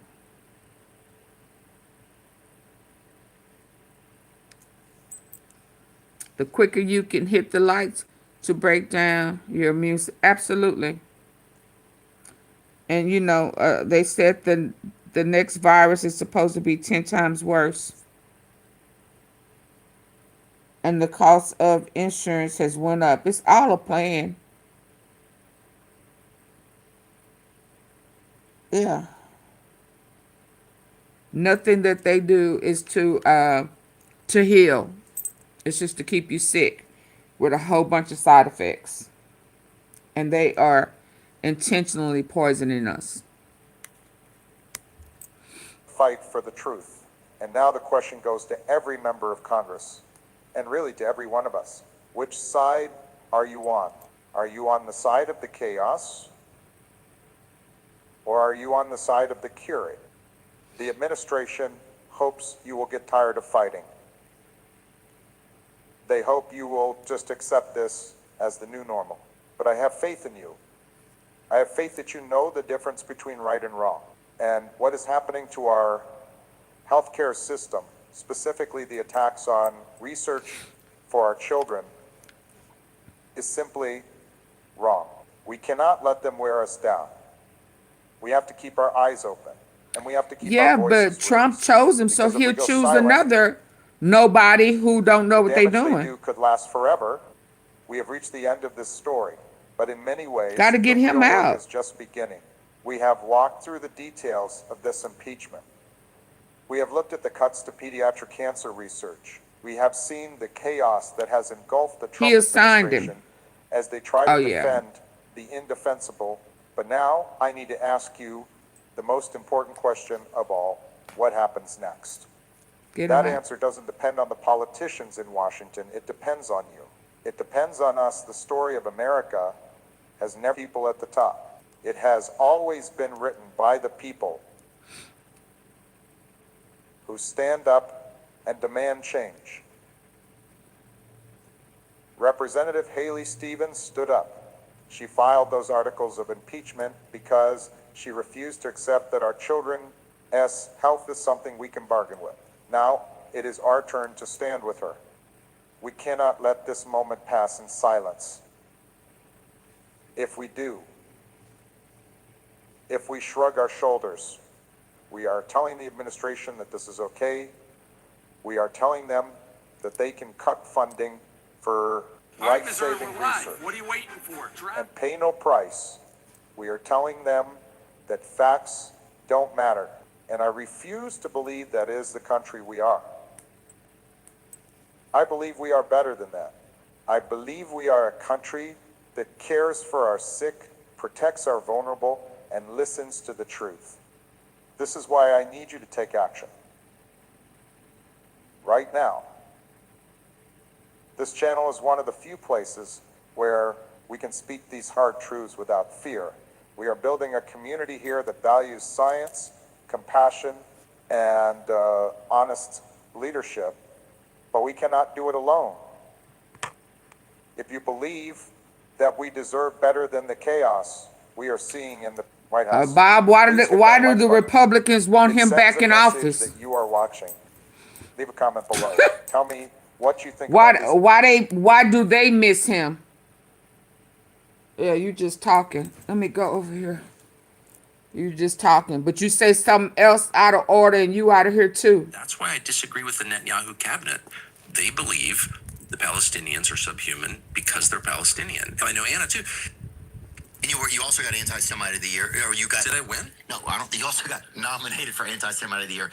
I think it is immoral to judge people on qualities they can't control that they're born with. I don't think that people are guilty by virtue of their blood. That's why I disagree with the Netanyahu cabinet. They believe the Palestinians are subhuman because they're Palestinian. I know Anna too. They not only are not anti-Semites, they think anti-Semitism is immoral. That's right. Anti-Semitism. Oh, wow.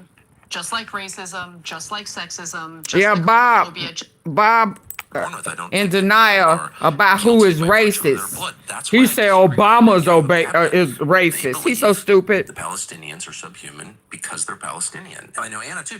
Sick puppy. They not only are not anti-Semites, they think anti-Semitism is immoral. That's right. Anti-Semitism, just like racism, just like sexism, just like homophobia, just like Islamophobia, is wrong. It is immoral. We should be able to judge individuals based on the behavior that they themselves engage in, but the idea of judging an entire population of people based on immutable, traits is insane, immoral, and I've always rejected that. Yeah, it was blocked. It was YouTube blocked it, and I didn't make it visible. There were a lot of interesting points. I put him in the losers file. Theo Von in particular, because look, Theo Von, I look at him as normie when it comes to the political world. He's not a politico. He's not steeped in what we talk about every day on this show or any political show for that matter. But his reaction to what's been happening in Gaza and the Middle East was very much real and came from a place of vulnerability. And I noticed that when he recently had an appearance on the losers file, yes, Big L. About it. He really wanted to flesh out what's going on. And for whatever loser, reason, you get the big L. Conversation at all, and kept interrupting and pivoting and whatever. I was happy to see that he was able to engage in this conversation with Tucker Carlson, and I think that there were moments worthy of highlighting because of the candor, because of what they were saying. So it's especially important when it comes to heavy topics like, genocide. Let's take a look. Let's go. Are you researching dental implants? There's a lot of dental offices that'll talk about doing their teeth in the. I think I was watching some of the Gaza stuff, and I kept thinking, like, well, surely America will come in at some point and help. And stop this. Right. That was like my thought. Especially since we're not, when you say genocide, you're not guessing. It's not like some propaganda term. It's the definition. And we know that not just from the video of its victims, but from the testimony of the people perpetrating it. Smotrich, Ben Gvir. Oh, look, we need to get them out. Let me see. These are people who were born there. I just want to see it. Oh, it's insane. It is insane.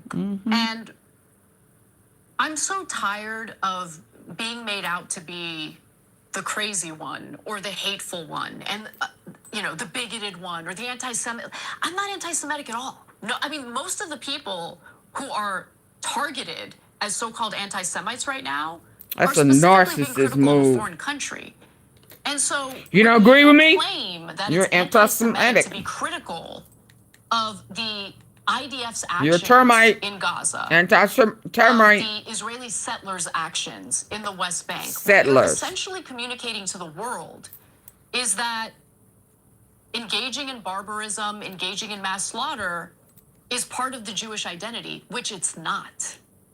Okay, the claim itself is Me too, Miss Tom. anti-Semitic. Just manipulating. And again, I mean, you're hearing influential, powerful people within the Israeli government just flat out talking about mass extermination. And we're just supposed to ignore that and pretend like it doesn't exist? So the two then went on to play a video of Bezalel Smotrich's gross genocidal speeches, at least one of them. It's a more recent one, and they reacted to it. So let's take a look at that. The truth is, until the last hostage returns, we shouldn't even give water to the Gaza Strip. For a year and a half, we've been beating the hell out of Hamas. We're breaking Gaza apart, leaving it as a pile of rubble, with total unprecedented destruction in the world, and the world still hasn't stopped us. The aim is to achieve the one and only required outcome: the conquest of Gaza, the annihilation of Hamas, and the return of all the hostages. In one word, victory. So that's their view on it right there, He's saying we're killing people and leveling the country in order to move the population out. So how is that different from saying there's certain people in my capital city I don't want here, I'm going to put them on trains and move them east? There's no difference. People are being killed and expelled from the place where they were born because of their bloodline. Yeah. That, in the world that I grew up in, which is the United States of America, the main lesson, the lesson of World War II, the reason we fought against fascism was we reject that. I thought that was a powerful moment because of how much, honestly, I resonated with it, because I think what's happened over the last 2 years, just putting aside the carnage in the Middle East and just focusing on the United States, what we project about ourselves on the globe or in the globe. I always thought of our country as, obviously, like, our government's been flawed. We've always had issues. There's no question. We've never been a perfect country.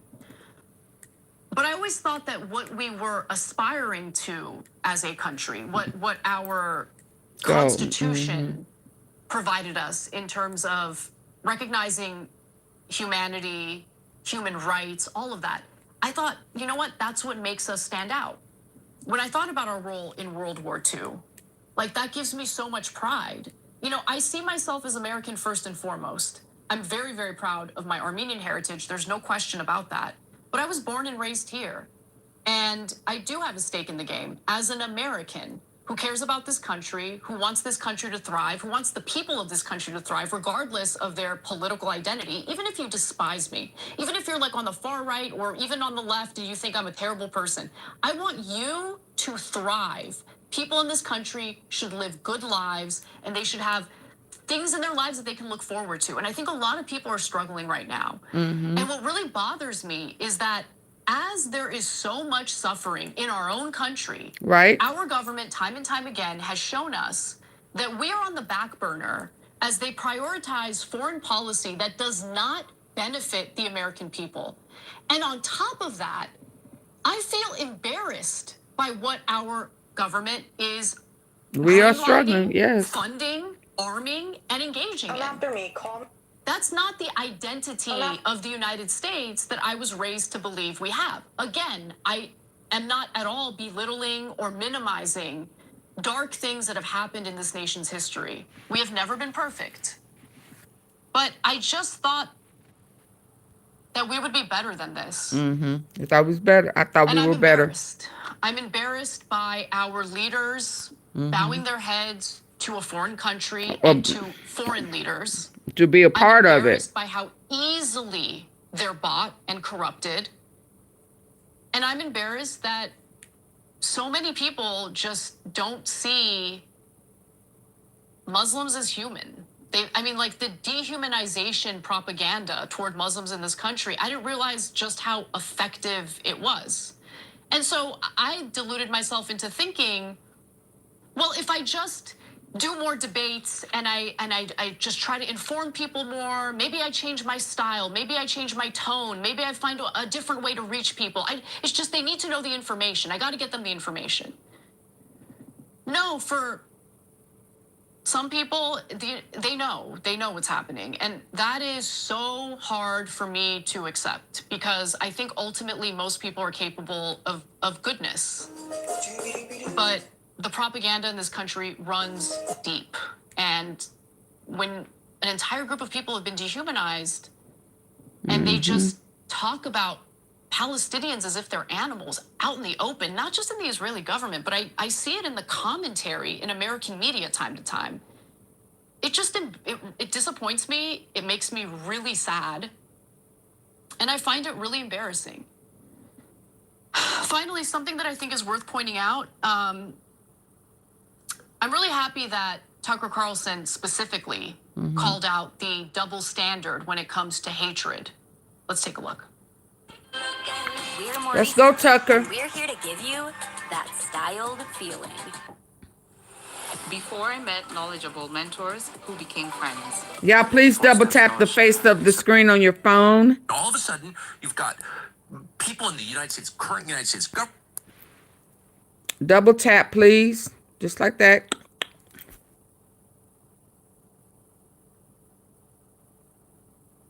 Yeah, we got a hateful president that's working with foreign officials that have hateful ways and war minded and hearted. Come on, y'all. The quicker we get the likes up, the quicker we can move forward, and then I can get to where I'm trying to get with Candace. She done struck a nerve. We should have known that because she went hard yesterday. Baby, did she go hard. Y'all, come on, double tap. It's free. It don't cost a thing. All you doing is this, that. That's it. That's it.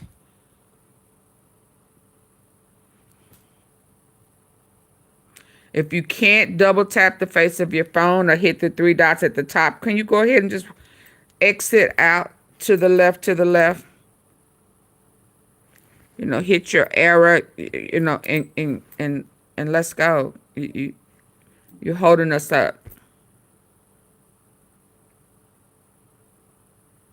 It's real quick and simple.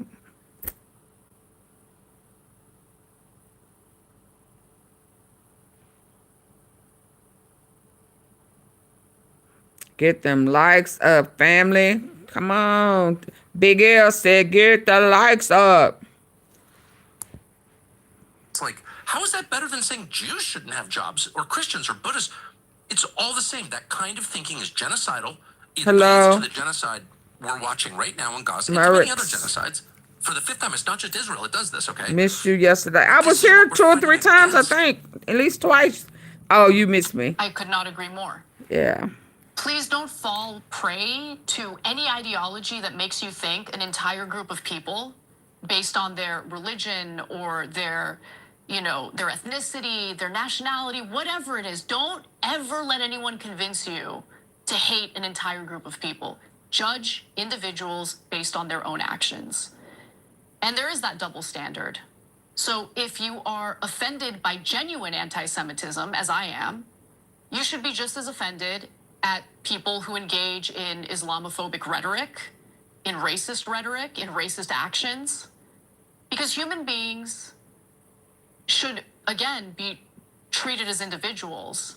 But more importantly, you should do it for yourself in terms of rejecting that kind of ideology. Because I think one of the things that Martin Luther King Jr. said that resonated the most with me, and I hope it resonated with you all as well, is that hatred, you should feel bad for people who are taken over by hatred. Like, those are not happy people.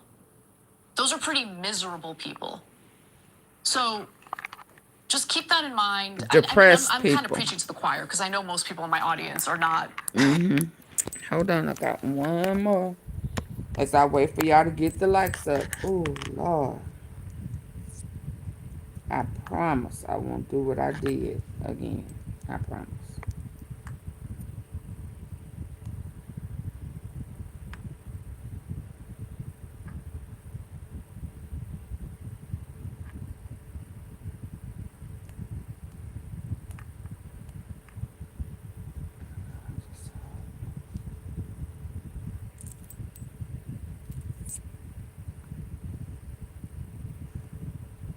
I don't want to do that one.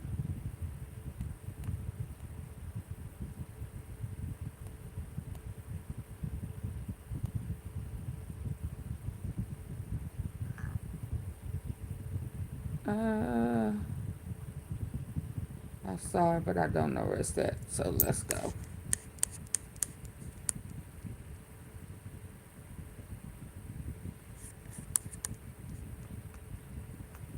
The likes haven't went up.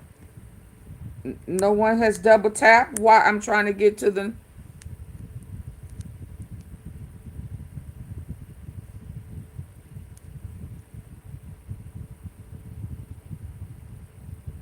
Yeah, it was about Charlie, though.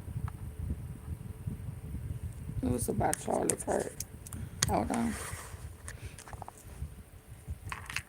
Ouch. Double tap the face of your phone, please. Majority of the people in here are on their phone. YouTube told me you're on your phone. Corrupt judge arrested. Oh, Lord. Let me hear this one. Women over 40, you need this in your makeup bag. The Liquid Lash Extensions Mascara will seriously change your... In the 3 months since Charlie Kirk was murdered, I've really tried not to comment on the murder investigation in public, and it's not because I don't care, of course. I love Charlie and knew him well since he was a teenager. But I haven't said anything about it. I really tried not to say anything about it. First, because I don't really know anything that everyone else doesn't know. I've asked around, but of course, how do you know what the truth is? But the other reason I haven't said anything is because I know personally a number of the people involved in what's now become a very large story. I know them really well. And I really think a lot of all of them on every side. Candace Owens, I've known a long time. I love Candace Owens. Blake Neff at TPUSA once worked for me at a couple of different places, and I love Blake Neff. Erika Kirk, I've known since she was dating Charlie Kirk, and I love Erika Kirk, and I think these are all really, really decent people, and so it's been my desire for 3 months not to get involved in any of this, and in general, to think to myself, anybody who is earnestly searching for the truth, Queen. whether they're right or wrong, but as long as they're motivated by a desire to find out what happened, and therefore honor Charlie's memory by getting to justice, anyone who's doing that, I'm not going to criticize. Again, no matter what track they're on, lots of us, and this has certainly happened to me, have good moments, but good motives, but wind up in the wrong place. But it's a sincere mistake. So that definitely happens. I have done that, and so I've just wanted to stay out. And then the other day, I had like a 3-hour conversation with Theo Vaughn, and it was not about Charlie Kirk or anything related to it, but that topic came up. And I said, in effect, I don't trust the FBI. And that gave some people the impression that I was, accusing them of being involved in Charlie's assassination. And of course I wasn't. And I certainly didn't mean to. But it gives me the chance now to say what I think, which is that we should not necessarily trust the FBI. And by the way, why would we? It's not an attack on, the political leadership of it. I've known Dan Bongino, for example, for a long time, and like Dan, and don't imagine he would ever be involved in intentionally covering up a murder of somebody. I don't believe that. But Dan Bongino and Kash Patel, for that matter, are at the top of the org chart, but this is a huge organization, and parts of it act independently from leadership. That's the nature of bureaucracy. So saying, well, I like Dan Bongino and don't think he would do something wrong on purpose, which is how I feel, doesn't mean that I trust the FBI or have to trust the FBI. And again, why would I? If there's one lesson of the last election, the 2024 election, it's that a lot of our biggest systems, our biggest institutions have rot in them, and that needs to be reformed. And as if we needed more proof of it, we'd learned what a lot of us suspected for years, that January 6th was in effect a setup, and the FBI was key to that setup. And it's still not clear that everyone involved in that setup at the FBI has been fired or punished for that. So no person, no American is under some moral obligation to believe everything the government tells you, particularly institutions or agencies that have a long documented, factually documented track record of committing crimes, participating illegally in our political system, for example, as the FBI has done, manufacturing crimes, setting people up, distorting justice. That's the opposite of their job, of course, which is to get to justice through facts and then to tell the rest of us how they arrived at this conclusion, to prove to the rest of us that the right people are being punished.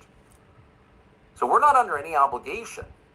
Of course, we shouldn't invent theories to discredit the FBI, but it's not enough to have government officials tell us, well, this is the truth. We have a right, probably an obligation, to say, well, can you prove it? Prove and if you can, I don't have to believe you.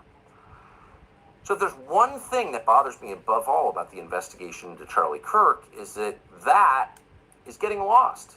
As people argue over what happened, we are potentially letting our largest federal law enforcement agency off the hook. It is the job of the FBI to find out what happened. He won't get off the plane. Behind, well, it's national security, confidential sources. No, tell us what happened. Show us what happened. Convince us what happened. That's your job. And we shouldn't accept anything less. And by the way, when we do accept something less, then, new explanations fill the vacuum left by the FBI, which we pay to explain to us what happened. Right. And so I'm going to really do my best not to talk about things I don't understand, state things as though I know them when I don't know them. I'm going to do my best to stay out of it because I love Charlie and I want justice to be done in this case. But the rest of us should remain skeptical. We have a duty to remain skeptical, and we should not be ashamed of our skepticism. Right. And we should not be threatened. Candace should not be your threatened. eyes could regenerate themselves.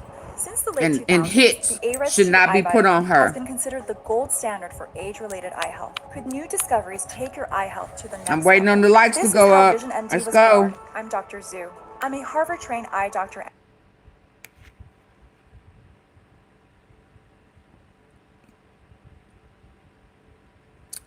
How long is that? How long is this? Fast roped in. Oh, he's still alive. Okay. Okay.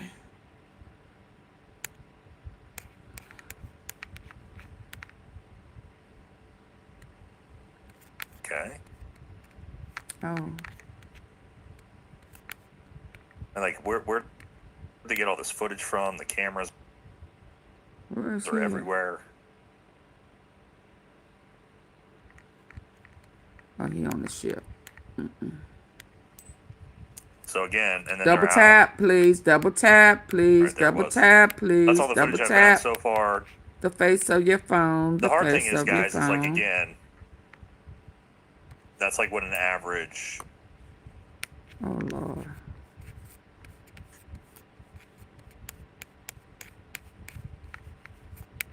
Double tap, please. Double tap, please. Okay. Y'all ready for Candace? Let's hear this. Hey, girl. You done stirred the pot. You done got them hot. She done stirred the pot. She got them hot. Let's go. Get the likes up, y'all. Double tap. Come on.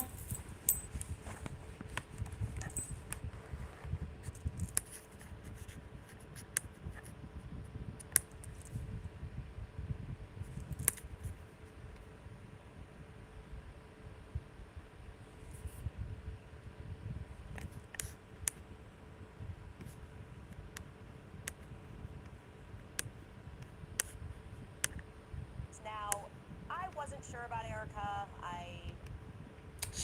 I can't wait for this.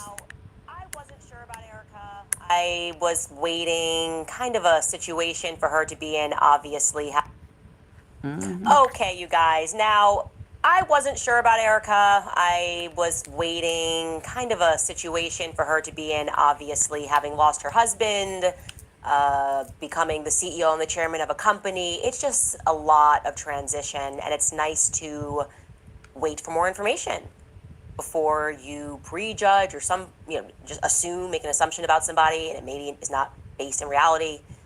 Well, we are getting a lot more of Erika Kirk this week. I'll tell you that, because she has been doing the rounds in the media really over the last couple of weeks, and she just gave an interview live with Harris Faulkner on Fox News where she finally addressed the quote-unquote conspiracy theories. And I have to say this because it's true, but it completely missed the mark. For me, I am sorry, it just has. But the good news is that she is now unmurkying the water in terms of her intentions with this massive political organization.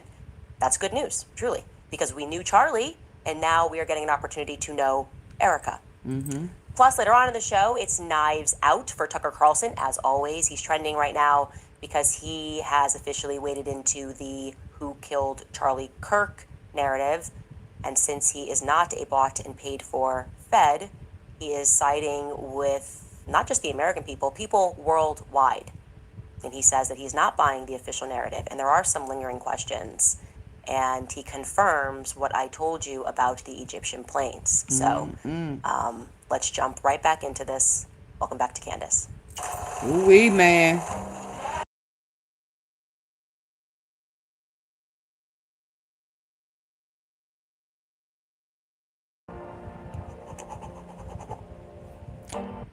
She My said, energy bill dropped from $150 to $50 by going, doing this. and My don't friends you laughed go at me when I either. spent $49 on a power saver device.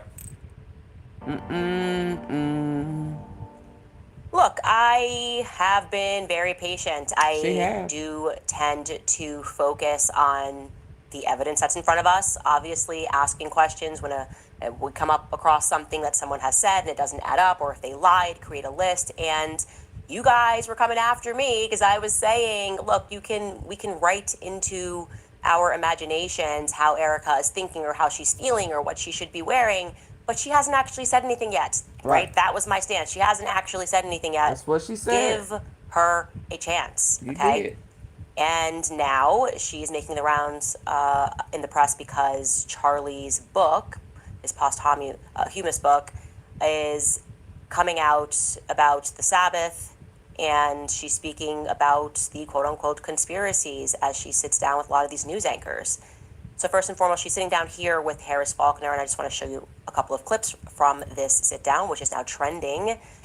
And she begins by addressing the question, which has been in the air, regarding where Charlie Kirk is buried. That question resurfaced this week in a big way because Milo Yiannopoulos and a few others have asserted with absolute certainty that Charlie has not yet been buried. That's what they're saying. They say they have proof of that. And at first, Harris Faulkner is asking about that claim. Take a listen. Talk to me about this part of the conspiracies that are out there, this disturbing part that people are trying to guess where Charlie is. Can I have one thing? Can I have one thing? Can my children have one thing? Everything was he was a martyr. We will be building the most beautiful memorial for my husband at Turning Point USA, and it will be for the world to see, and it will be spectacular, and it will have basically museum style for our Charlie, for my Charlie. But can I have one thing? Can my babies have one thing where we hold it sacred, where my husband is laid to rest, where I don't have to be worried about some secular revolutionary coming and destroying my husband's grave while my daughter is sitting there praying? One thing. This is my husband. Yeah, yes, he was Charlie Kirk to the world. And I know so many people love my husband, and I am grateful for that. But this is my husband, and I want to be able to have one thing left that is sacred to our family, to my in-laws, to my babies, and to my parents. One thing. Okay, so on its face, I actually agree with that. I think that when people are being buried and where they're being buried and how their funerals are done, that is a very private matter. Okay, so objectively, I agree with what she's saying. Now, okay? typically, is it not in the... Because we are dealing hold with on. the subject of... Hold on. Don't, when people pass, they put it in the newspaper for the funeral, typically? And where they bury, the burial site?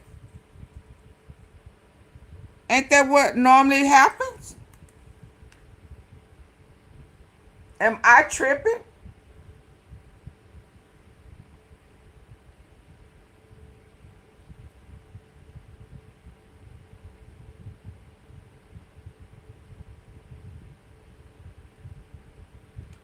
I mean, we know where Elvis is. We, you know, a lot of people in Hollywood, we know that they're at that cemetery. I can't think of the name of it.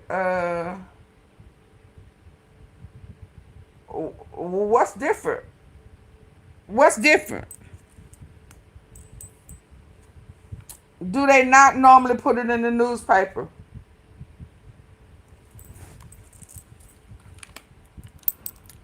Don't we know where,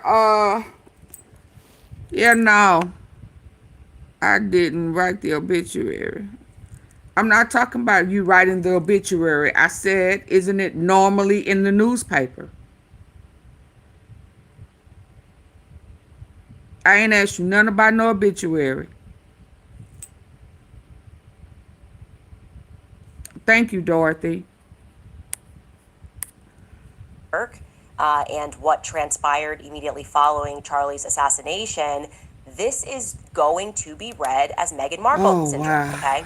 Meghan Markle syndrome, where you want privacy when you want it, but you want publicity whenever you want it, and that just doesn't work, okay? It doesn't work that way.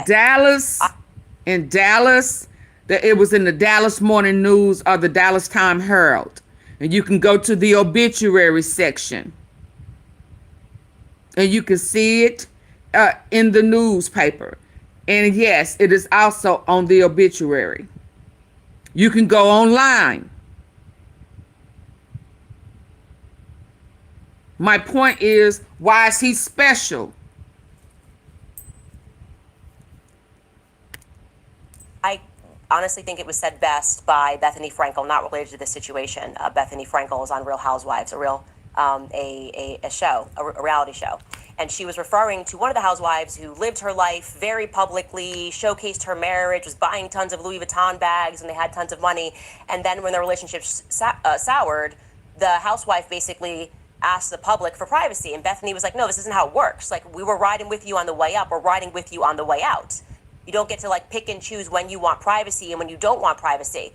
And subjectively, as it, you know, in the matter of Erika Kirk, this is the same person who had somebody record her over Charlie Kirk's casket. That was not our business. Absolutely. Truly. And I can say that decision was made by her, and there is, some credence to the claim that everybody grieves differently. I wouldn't even record myself over a casket ever, okay? Some people maybe perhaps want to have that memory, but the decision to publish that, you crying over your husband's casket, and to publish his dead body on Instagram was a decision that was made by Erika, and we could watch that. Take a look. Yeah, yeah. So all them people talking about they saw him in the casket. You saw a man in the casket. You didn't see Charlie. I love you. Did anybody see his face? God bless you. God bless you. So all the people saying you saw him in a That is an casket. incredibly personal and an incredibly No, you didn't. intimate You saw a body intimate moment in a that you invite- casket. I love you. I know. I love you. I love you.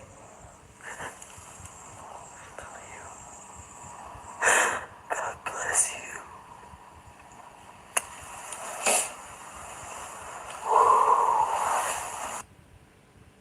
That is an incredibly personal and an incredibly intimate moment, that you invited the public into. Okay? Right. There was no reason to do that outside of wanting to share something that was very private with the public. And now you fast forward 3 months removed, and it's why does the public want to know where he's buried? It doesn't work like that. You have to make a decision. I want this always to be private, or I want this always to be public. That's my personal feedback there. Later on in this same interview, she launches into a strong defense of Turning Point USA employees who have, just as a matter of fact, told many lies, many inconsistencies. These are verifiable. So they are currently lying to the public, or they have lied to the public, but she is going to deliver quite an impassioned defense regarding these particular individuals and the organization as a whole. And I want you to hear her passion. Take a listen.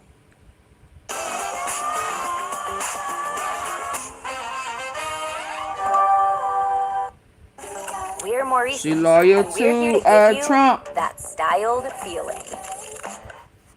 What are they taking from you right now? Nothing. But I will tell you what they are doing. It reminds me so much of chapter 6 in the book of Nehemiah. He is building a wall, and the townspeople are at the base of that hill saying, Nehemiah, calling him all these names, saying all these things, come on down. Every single time he had the same message 4 times in a row. I cannot come down. I am busy building. That is how I feel. I do not have time to address the noise. My silence does not mean that I am complacent. My silence does not mean that somehow Turning Point USA and all of the handpicked staff that loved my husband and my husband loved them is somehow in on it. We are busy building. And you know what I thought? I thought these people are human. We are all grieving in our own way. And they are trying to find the answer to something that happened that was so evil. They are trying so hard, and I get that. Are you a part of it? Anytime we hear a lead or anytime we hear anything, we send it to the authorities. Please dig into this. No rock will be unturned. I want justice for my husband, for myself, for my family, more than anyone else out there. So for me, you want to keep telling me to come down while we're building? I don't have time for that. But here's my breaking point on that. Come after me, call me names, I don't care. Call me what you want, go down that rabbit hole, whatever. But when you go after my family, my Turning Point USA family, my Charlie Kirk Show family, when you go after the people that I love, and you're making hundreds and thousands of dollars every single episode. Absolutely, as she should. People that I love. Absolutely. They're in on this. You are too. No. You are in on it too. She's in on it. I'm sorry, but that whole thing right there is frustrating. Yeah. And I'm going to explain to you why I just do not accept any of that. First and foremost, the idea that she does not have time. Okay, she definitely has time, okay? She's done Hannity, she's done The Five, she's done Fox and Friends, she's done Outnumbered, she's done Megyn Kelly Live, she sat down with the New York Times, she made time, by the way, in case you don't remember, to fly. 347 people in here. Double tap the face of your screen. If you're on your phone, ear hustling, listening in, and that's cool, but you need to double tap the face of the device that you're using to get the likes up. And if you're on your computer, there are 3 dots at the very top right. If you can hit those 3 dots, get to the like button, hit it for me. I would greatly appreciate it. The quicker we get the likes up some, with 300 and some people in here, the quicker I will start it back up. We gonna wait. Let's go. Get the likes up.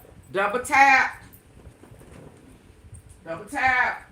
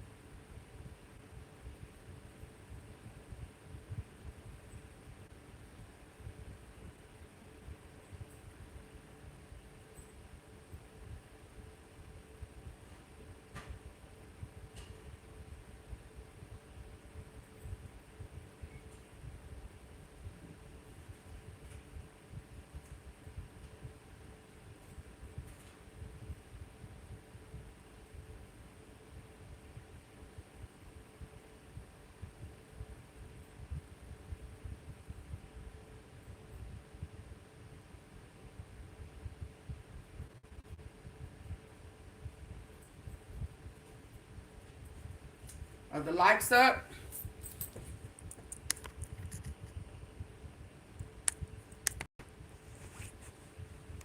Okay, let's go. Thank you. Oh, no, not really. To DC for Sergio Gore to be sworn into the ambassador to India, as the ambassador to India, which feels kind of obscure and not necessarily related to Turning Point USA affairs, building affairs, or whatever it is. But sure, that's fine. I mean, obviously, you're also allowed to be a person if that's the homie and that's what you want to do, sure. But we are indeed speaking about a coast-to-coast flight to stand up next to somebody and basically say, Charlie loved you. That was like the, whatever, 15-second speech that she gave, right? Here's actually, we have a clip of that speech that she gave. Well, he was with a guy named Charlie. We just knew him as Charlie, and his here with us. And maybe you know how close they were together. Maybe Erika, you could say a couple of words, please. Honored to, sir.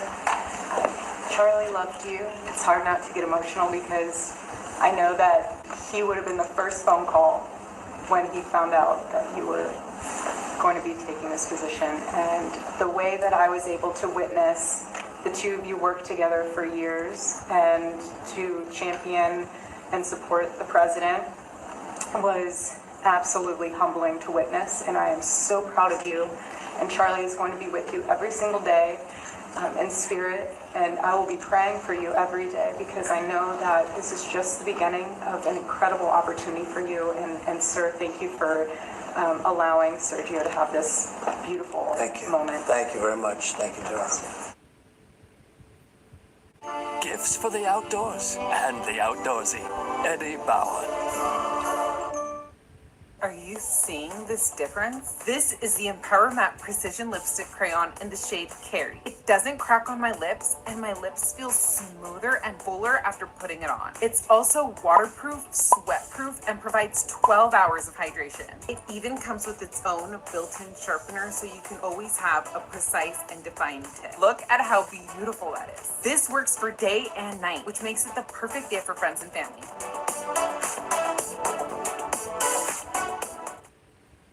That's just an ambassador to India swearing-in ceremony. Again, if that's your friend, you want to be there, that makes sense. She's also a person, and she can decide what she wants to do there. But the point that I'm making is that's a coastal flight that she made to be there. Paper gets signed.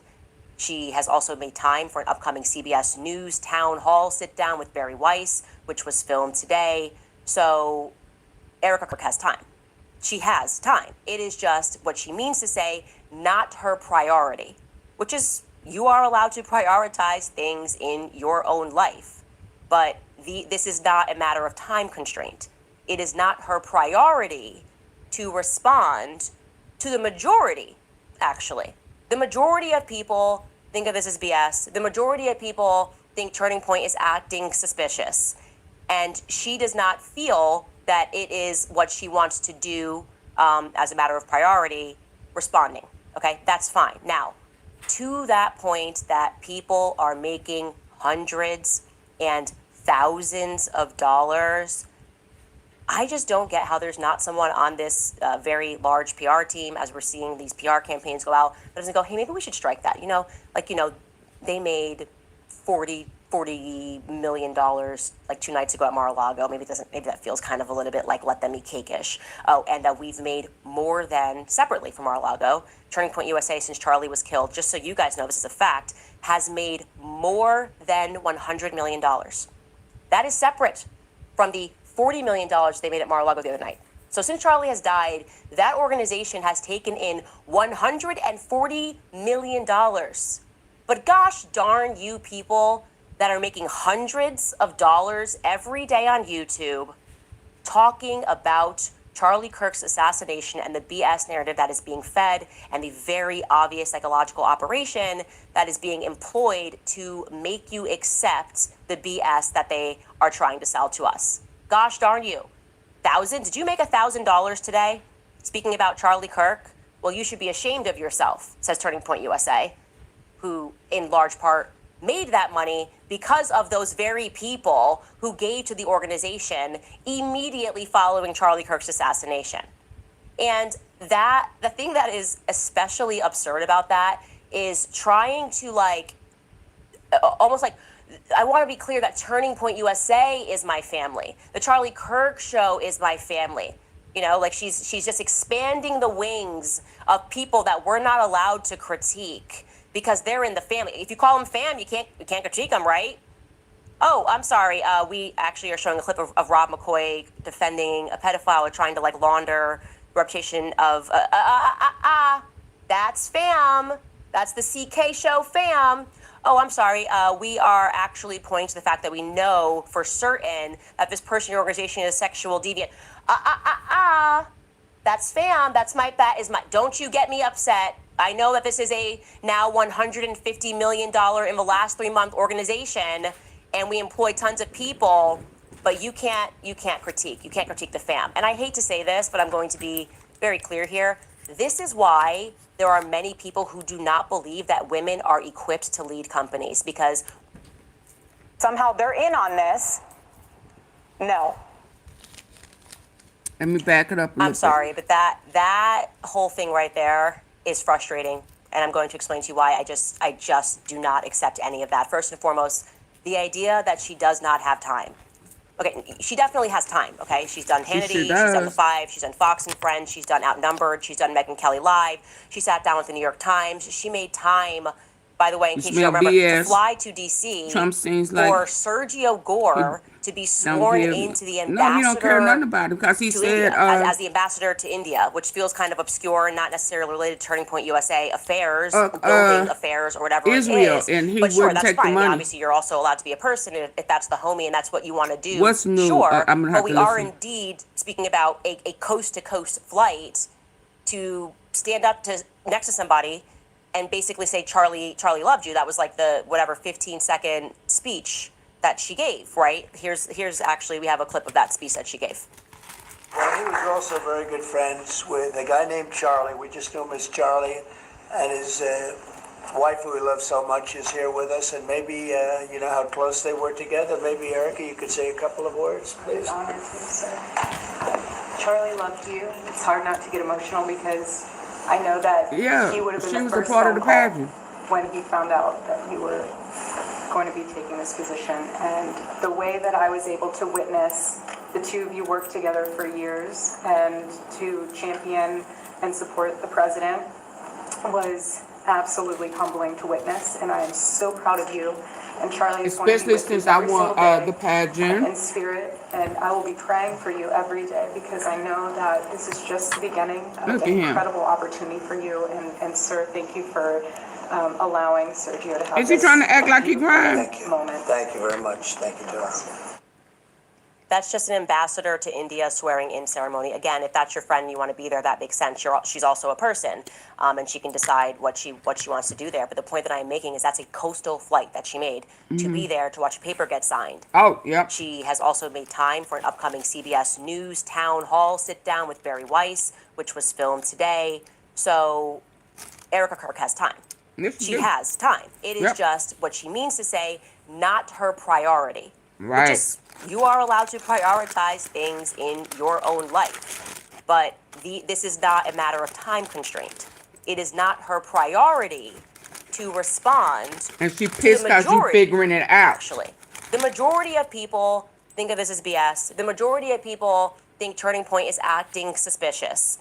And she does not feel that it is what she wants to do as a matter of priority, responding. Okay, that's fine. Now, to that point that people are making hundreds and thousands of dollars, I just don't get how there's not someone on this very large PR team, as we're seeing these PR campaigns go out, that doesn't go, hey, maybe we should strike that. They made $40 million like 2 nights ago at Mar-a-Lago. Maybe that feels kind of a little bit like let them eat cake-ish. Oh, and that we've made more than, separately from Mar-a-Lago, Turning Point USA, since Charlie was killed, just so you guys know this is a fact, has made more than $100 million. Oh, wow. That is separate from the $40 million they made at Mar-a-Lago the other night. So since Charlie has died, that organization has taken in $140 million. Oh, wow. But gosh in 2 darn months. you people that are making hundreds of dollars every day on YouTube talking about Charlie Kirk's assassination and the BS narrative that is being fed and the very obvious psychological operation that is being employed to make you accept the BS that they are trying to sell to us. Gosh darn you. Did you make $1,000 today? Speaking about Charlie Kirk? And well, you should be ashamed of yourself, says Turning Point USA. Yeah, and who, in large part, made that money because of coulda those made very more. people who gave to the organization immediately following Charlie Kirk's if assassination. you'd have made time to tell us what was going on. The thing that is especially absurd about that is trying to almost like, I want to be clear that Turning Point USA is my family. The Charlie Kirk show is my family. You know, like she's just expanding the wings of people that we're not allowed to critique because they're in the family. If you call them fam, you can't critique them, right? Oh, I'm sorry. We actually are showing a clip of Rob McCoy defending a pedophile or trying to launder the reputation of that's fam. That's the CK show fam. Oh, I'm sorry. We are actually pointing to the fact that we know for in certain 3 months that this person or organization is sexual 100 deviant. mil. So whatever BB was trying to offer him that he turned down, I don't know if it was 100 mil, but Oh, you want to see it in my life? Say less. Let's go. yeah, that's why they want us to go away. That's fam. That is my. Don't you get me upset. I know that this is a now $150 million in the last 3 month organization. You're showing a clip of Rob McCoy defending a pedophile or trying to launder the reputation of that's fam. That's the CK show fam. Oh, I'm sorry. We are actually pointing to the fact that we know for certain that this person or organization is sexual deviant. That's fam. That is my. Don't you get me upset. I know that this is a now $150 million in the last 3 month organization, and we employ tons of people, but you can't critique. You can't critique the fam. And I hate to say this, but I'm going to be very clear here. Let's go. This is why there are many people who do not believe that women are equipped to lead companies, because what you are watching here is an unbelievably emotional response that is absent of any logic, okay? If you really care about your team, answer the questions. Okay? All right. Just demystify the entire event. Come out, sit down, answer the questions so people don't think Turning Point USA looks so suspicious. Don't try to mom the organization and say, well, mother's upset because people are coming after her kids and all of the multi-million-dollar subsidiaries. That's my children.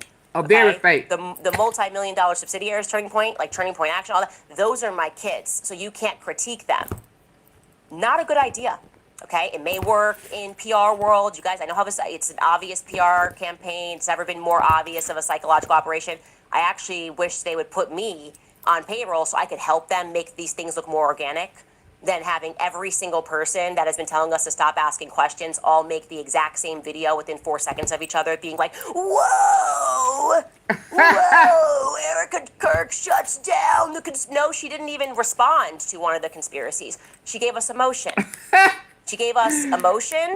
She said, I'm a mother. What did she say? It's a psychological operation. I actually wish they would put me on payroll so I could help them make these things look more organic than having every single person that has been telling us to stop asking questions all make the exact same video within 4 seconds of each other, being like, whoa, Erika Kirk shuts down. No, she didn't even respond to one of the conspiracies. She gave us emotion. She gave us emotion. She said, I'm a mother, I am a wife, and we never asked about whether she was a mother or wife. We want to know if she's a CEO and a chairman. And a CEO and a chairman has to compartmentalize. The multi-million-dollar subsidiaries, Turning Point, like Turning Point Action, all that, those are my kids, so you can't critique them. Now, she ain't gonna say that, Earl. Okay, it may work in PR world. You guys, I know how it's an obvious Is she PR pregnant? I don't campaign. know. It's never been more obvious of a psychological operation. I actually wish they would put me If they're not gonna tell us about Charlie, that surely ain't gonna tell us that. Than having every single person that has been telling us to stop asking questions all make the exact same video within 4 seconds of each other. What they say? Whoa, Erika Kirk shuts down.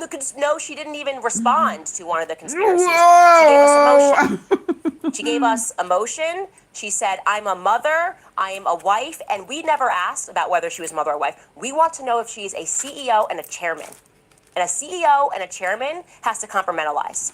A CEO and a chairman cannot respond to valid questions and critiques about finances, about shady actions that are being taken by people that require presidential pardons, people that are meaningfully asking why we are not getting a clear answer of what took place on September 10th. A CEO, okay, does not get to respond and say, that's my family. Okay, that's the energy of what I would expect from a mother speaking to a teacher, which I was this mom, like that's my kid, okay? And I'll shut this down right now, that's my child. This is not a child. Turning Point USA is an organization, and Erika already had an uphill battle to climb, like this, she had to climb this because, by the way, just because if this was Goldman Sachs, and the president of Goldman Sachs or managing director over at Goldman Sachs died in a horrifically violent way. Whoa! We're Maurice's, and we're here to give you that styled feeling. Oh, yeah. The Goldman Sachs family Yeah. might mourn. Look at this, Earl. Hold on.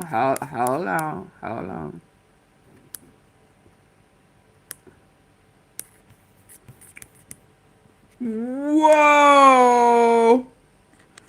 I was your body, and you was mine.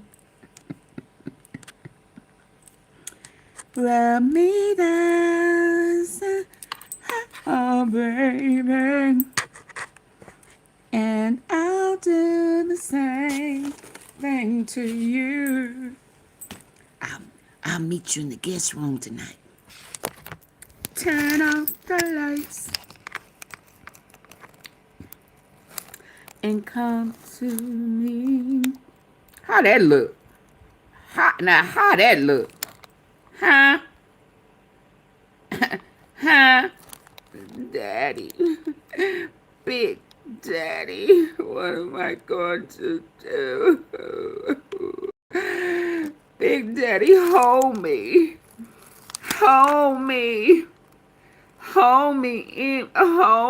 tight, don't let go. Hold me like Charlie used to. I really did love him.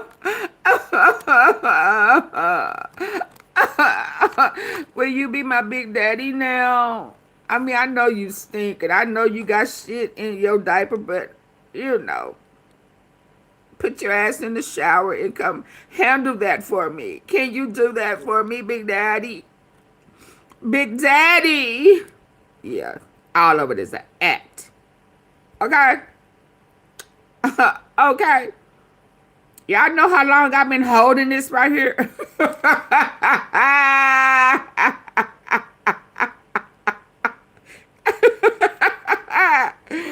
Okay, let me get back. Yeah, Big Daddy. Yeah. Yeah. Now let's go. Get the lights up, please. Oh, you don't want to hear about Big Daddy. Okay. Okay. Candace, okay, they want to hear about Big Daddy. With the diaper. Sugar Daddy. For a couple of months, but they would have instantly had someone to replace that individual. And beyond, if this was Goldman Sachs, and the president of Goldman Sachs, or managing director over at Goldman Sachs, died in a horrifically violent way, the Goldman Sachs family might mourn for a couple of months, maybe she, at first it was Trump. And beyond that, they would have never she couldn't get past that funk. The public and the people that are investing money, they would have never accepted, well, he's gone, but here's his wife. Okay. She already had a hill to climb here, right? Like, this does not make you qualified because you love someone to take on their job. I am not qualified to do what my husband does. That's why I said I wouldn't want to be the CEO and the chairman of a company. Actually, there's a great clip of Jordan Peterson asking that very question, like, why do women want to be Like, why would you want to have, it's actually a lot of work and it's very stressful and it's a lot of numbers and you're crunching numbers and you have to be everywhere, okay? We knew that night If he you was going want to tap that. great. If you built the company She and you're rubbing in the all on his room, butt, like Charlie Kirk did, trying to pull and up you his have diaper. proven to the public, like, hey, I built this company, I didn't even go to college, and I've been doing this for over a decade, as Charlie Kirk did, you've earned that street cred, okay? So she already had a hill to climb because now they're saying, well, this is his wife, and so, you know, that's it. Well, now you're gonna have to prove that you have the ability to be a CEO and a chairman, and not just a wife who we expect emotion from, and you're rightful in that capacity. You are rightful to have emotion. You are rightful to be the aggrieved widow, but you don't get to just be widowed into the position of chairman and CEO. You don't get to respond to, well, in this case, investors, donors who have given money and are asking meaningful questions with, no, you don't get replies right now because this is the Charlie Kirk show, fam. Doesn't work this way, okay? And the broader point, when they Remove donate, Erika, they think they fam too. which a lot of these mockingbird influencers seem to be making, is essentially they're saying to us that scientific inquiry No, she's not a good and actress. investigation in and of itself is now patently wrong, right? Essentially, we should just trust the state. Don't believe your own instincts. Don't believe your own eyes. Don't ask any questions. And I really want to stress to you guys how Zero utterly tears. ridiculous that logic is, right? Because if we follow that logic in any other situation, there would never be a crime solved ever. Okay? Ever. If we just ascribe to the idea that scientific investigation is on its face wrong, it would not work. I'll give you a crappy analogy here, but imagine if there's like some young mother, then she dies suddenly in the middle of the night, presumably in the middle of the night, and her husband is the first one to report it in the morning, and the cops show up, who happen to be his buddies. Yep, I They know. get there, and then they dramatically close the case in 48 hours, and neighbors are like, wait a minute. Excuse me, officers, actually, you might want to know some other facts here about this guy. Like, you know, he's in the mafia. These people would be like, how dare you question the people closest to, he loved her, that's his wife. Being a gang member is not evidence. Why are you saying he's a gang member? It's not evidence. You get another nosy neighbor who produces evidence that in the middle of the night before she died, they saw the guy outside, the husband outside, removing cameras in the front yard. That's not evidence. Yeah, but I saw him go out in the middle. He put something in his No, car you in the trunk. didn't. He was looking shady. That's not evidence. How dare you find that to be suspicious? More nosy neighbors start discussing, and they were like, hey, we heard them. They were having actually a heated argument before she was found dead. I think it was about money. All of a sudden, the next thing you know, you got Allie Stuckey from the HOA. She blasts out an email, and she says, it's unbiblical. It's unbiblical to gossip. Oh my God. Hearing an argument is not hard evidence. You have no right to discuss it. Yeah, we're the nosy neighbors, okay? We put together a list of 20 verifiable lies And we're not going that have been nowhere. told in the weeks following this sudden death event. And yeah, we have some questions. So we're not going to accept Tim Pool jumping on the airwaves with big estrogen energy telling us we're evil because we have like school board elections next Thursday. We're the nosy neighbors. We don't care about the elections coming up. We want to know whether or not we are in bed with people who are capable of murder. In people that are bed. capable In of bed. I covering mean, up like, what you murders. mean in Actually, bed? Like, we the nosy neighbors. what you mean in bed? Yeah, but I saw him go out in the middle. He put something in his car in the trunk. He was looking shady. That's not evidence. How dare you find that to be Like, I mean, suspicious? More nosy neighbors start discussing, and they were like, hey, we heard them. They were having actually a heated argument before she was found dead. I think it was about money. All of a sudden, the next thing you know, you got Allie Stuckey from the HOA. She blasts out an email, and she says, it's unbiblical. It's unbiblical to gossip. Hearing an argument is not hard evidence. You have no right to discuss it. Yeah, we're the nosy neighbors, okay? We put together a list of 20 verifiable lies that have been told in the weeks following this sudden death event.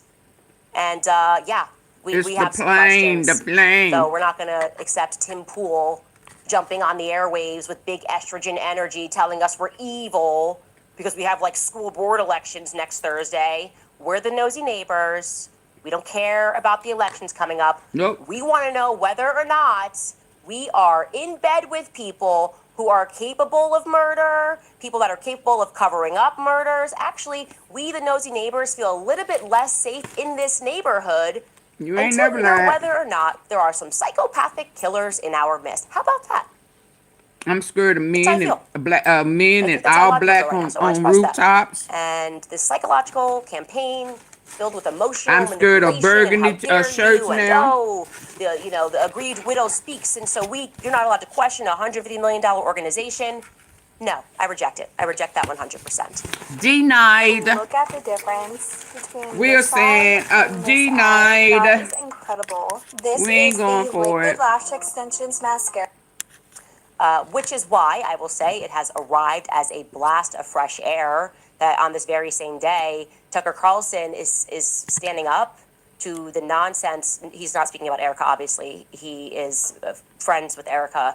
But just the nonsense of what the FBI is saying, he's wading in and saying, yeah, the FBI is not being clear No. what happened, and I have questions. That man ain't lying. And I think it feels like a fresh air. Harry a blast is of fresh not air lying. Because and I know many people at home, are seeing all of these people that we followed and we thought that they were heroes, and suddenly this assassination has exposed them all to be frauds. You know, like for the right price, they will join Operation Mockingbird. For me personally, that is how I feel, okay? Like people in the military that I thought were forthright, people that were journalists that I thought were forthright. I just am so let down, and I don't think I would have been able to handle if Tucker Carlson was among those people. You need hard evidence. As if the killer's gonna walk in and be like, okay, here's how I did it, okay? I'm gonna give you the hard evidence. I was here, there. Like, what? Instead, Tucker Carlson is coming out and he is blasting the corporate and the Fed narrative with common sense. He joined Theo Vaughn, and here is what he had to say. Take a listen. Let's go, Tucker. I don't understand the official story at all. Of his assassination? I don't understand We it. don't either. And It don't make no I want to make sense. sure that there is a truly rigorous and honest federal investigation of it. And I'm definitely concerned about that. A. B. I think that I don't know many of the details, but I know that recently Candace said that Egyptian registered aircraft were following. I told y'all it was the plane. The for a number plane. of years in different places in the world. That's one of the weirdest things I've ever heard, and I just want to say that is factually true. That's true. So that's like the one data point that I happen to know is true. What does that mean? I have literally no idea. I can't even guess, but that's very, very strange. And what is Egyptian? It could mean aircraft from Egypt. Who knows? I think that they were registered in Egypt. Got it. And but that fact is true. So that enough, and it also her claim that there were kind of a disproportionately large number of foreign registered cell phones at the event. That's also true. So what does that add up to? I don't know, but it means that Foul play. the FBI has a moral and legal obligation to Israel look in on every the ground. direction and to be open-minded as you would in any Israelis. investigation, in journalism, in science. It's all the same process. I don't know the answer, and I'm going to sift through everything as open-mindedly as I can, as honestly as I can, to get to what the truth is. That's science, that's law enforcement, that's journalism. It's all the same. That's justice. And I just want to make sure And that they is know happening. they do not want I just don't have a ton of Candy and confidence Tucker. in the FBI or the men who run it. And I'm not saying that out of ignorance at all. That's a scary part too. I'm not alleging Yeah, anything. lay your I'm just saying head I think it's on really important that we my have that. pillow. That is what authenticity sounds like, and that's what we're doing here. That's are what it do sound like. investigating. Right? Sometimes you get something wrong, you correct it. But I was right about the Egyptian planes. And when you hear Tucker Carlson say that he is confirming that part is true, what I take from that, Tucker Carlson has been very clear. And that's when they got extremely frightened. That's when the tension, when she started talking about them planes. The plane, the little midget plane. Baby. I can't remember what that little midget name was. The plane. Yes, sir. Things kind of changed. The atmosphere changed. The fear set in. Oh, Lord. She's on to us. Tattoo. Yes. Tattoo. The plane. The plane. Baby, the atmosphere, the shift. There was a shift in the atmosphere. And Berber, and she done went all the way to Delaware, France. We,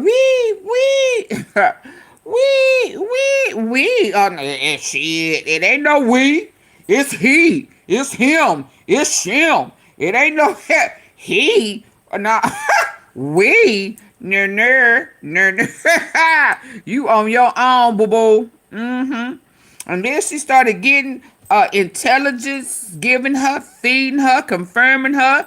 Oh, Lord. Oh, Lord. Oh, my God. They are really beginning to believe her. Oh, Lord, who done told her? Who gave us up? The gig is up. The gig is up. Candace ain't going nowhere. Let's act like we gonna kill her. Let's put a threat. Let's do a scare tactic. Let's see if that'll work. She done put a PBA. Something happened to me. It was France. It was Turning Point USA. Yeah. Just like they was trying to kill Charlie. Now they trying to kill me. I remember when Charlie was taken out. Somebody came to me and said, Candace, oh, Candace, you and Tucker are in trouble. Candace, baby girl, it was supposed to be you. If I was you, I hang low. I push back.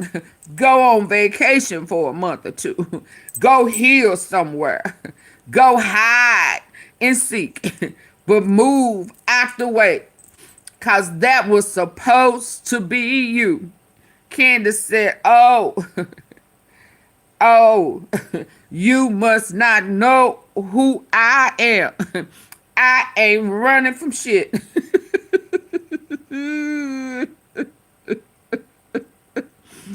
The more you threaten me, the more I say, meet me at the corner.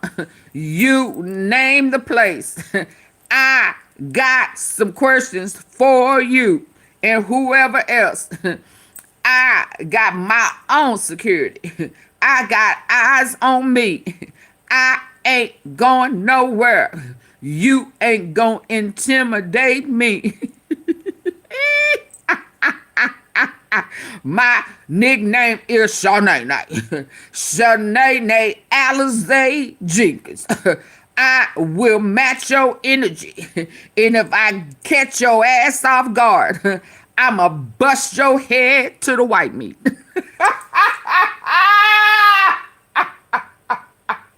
What y'all know about that white meat? Let's go, Candace. Let's go, Grew up with CIA agents. Well. Okay? This is a guy who grew up in Virginia. His father, he learned after his father died, he thought he was just working with the CIA. No, his father... The white meat, AunTeaFee. The white meat. Yes, indeed. Let's go. Was on the payroll of the CIA. So Tucker's friends are in the state.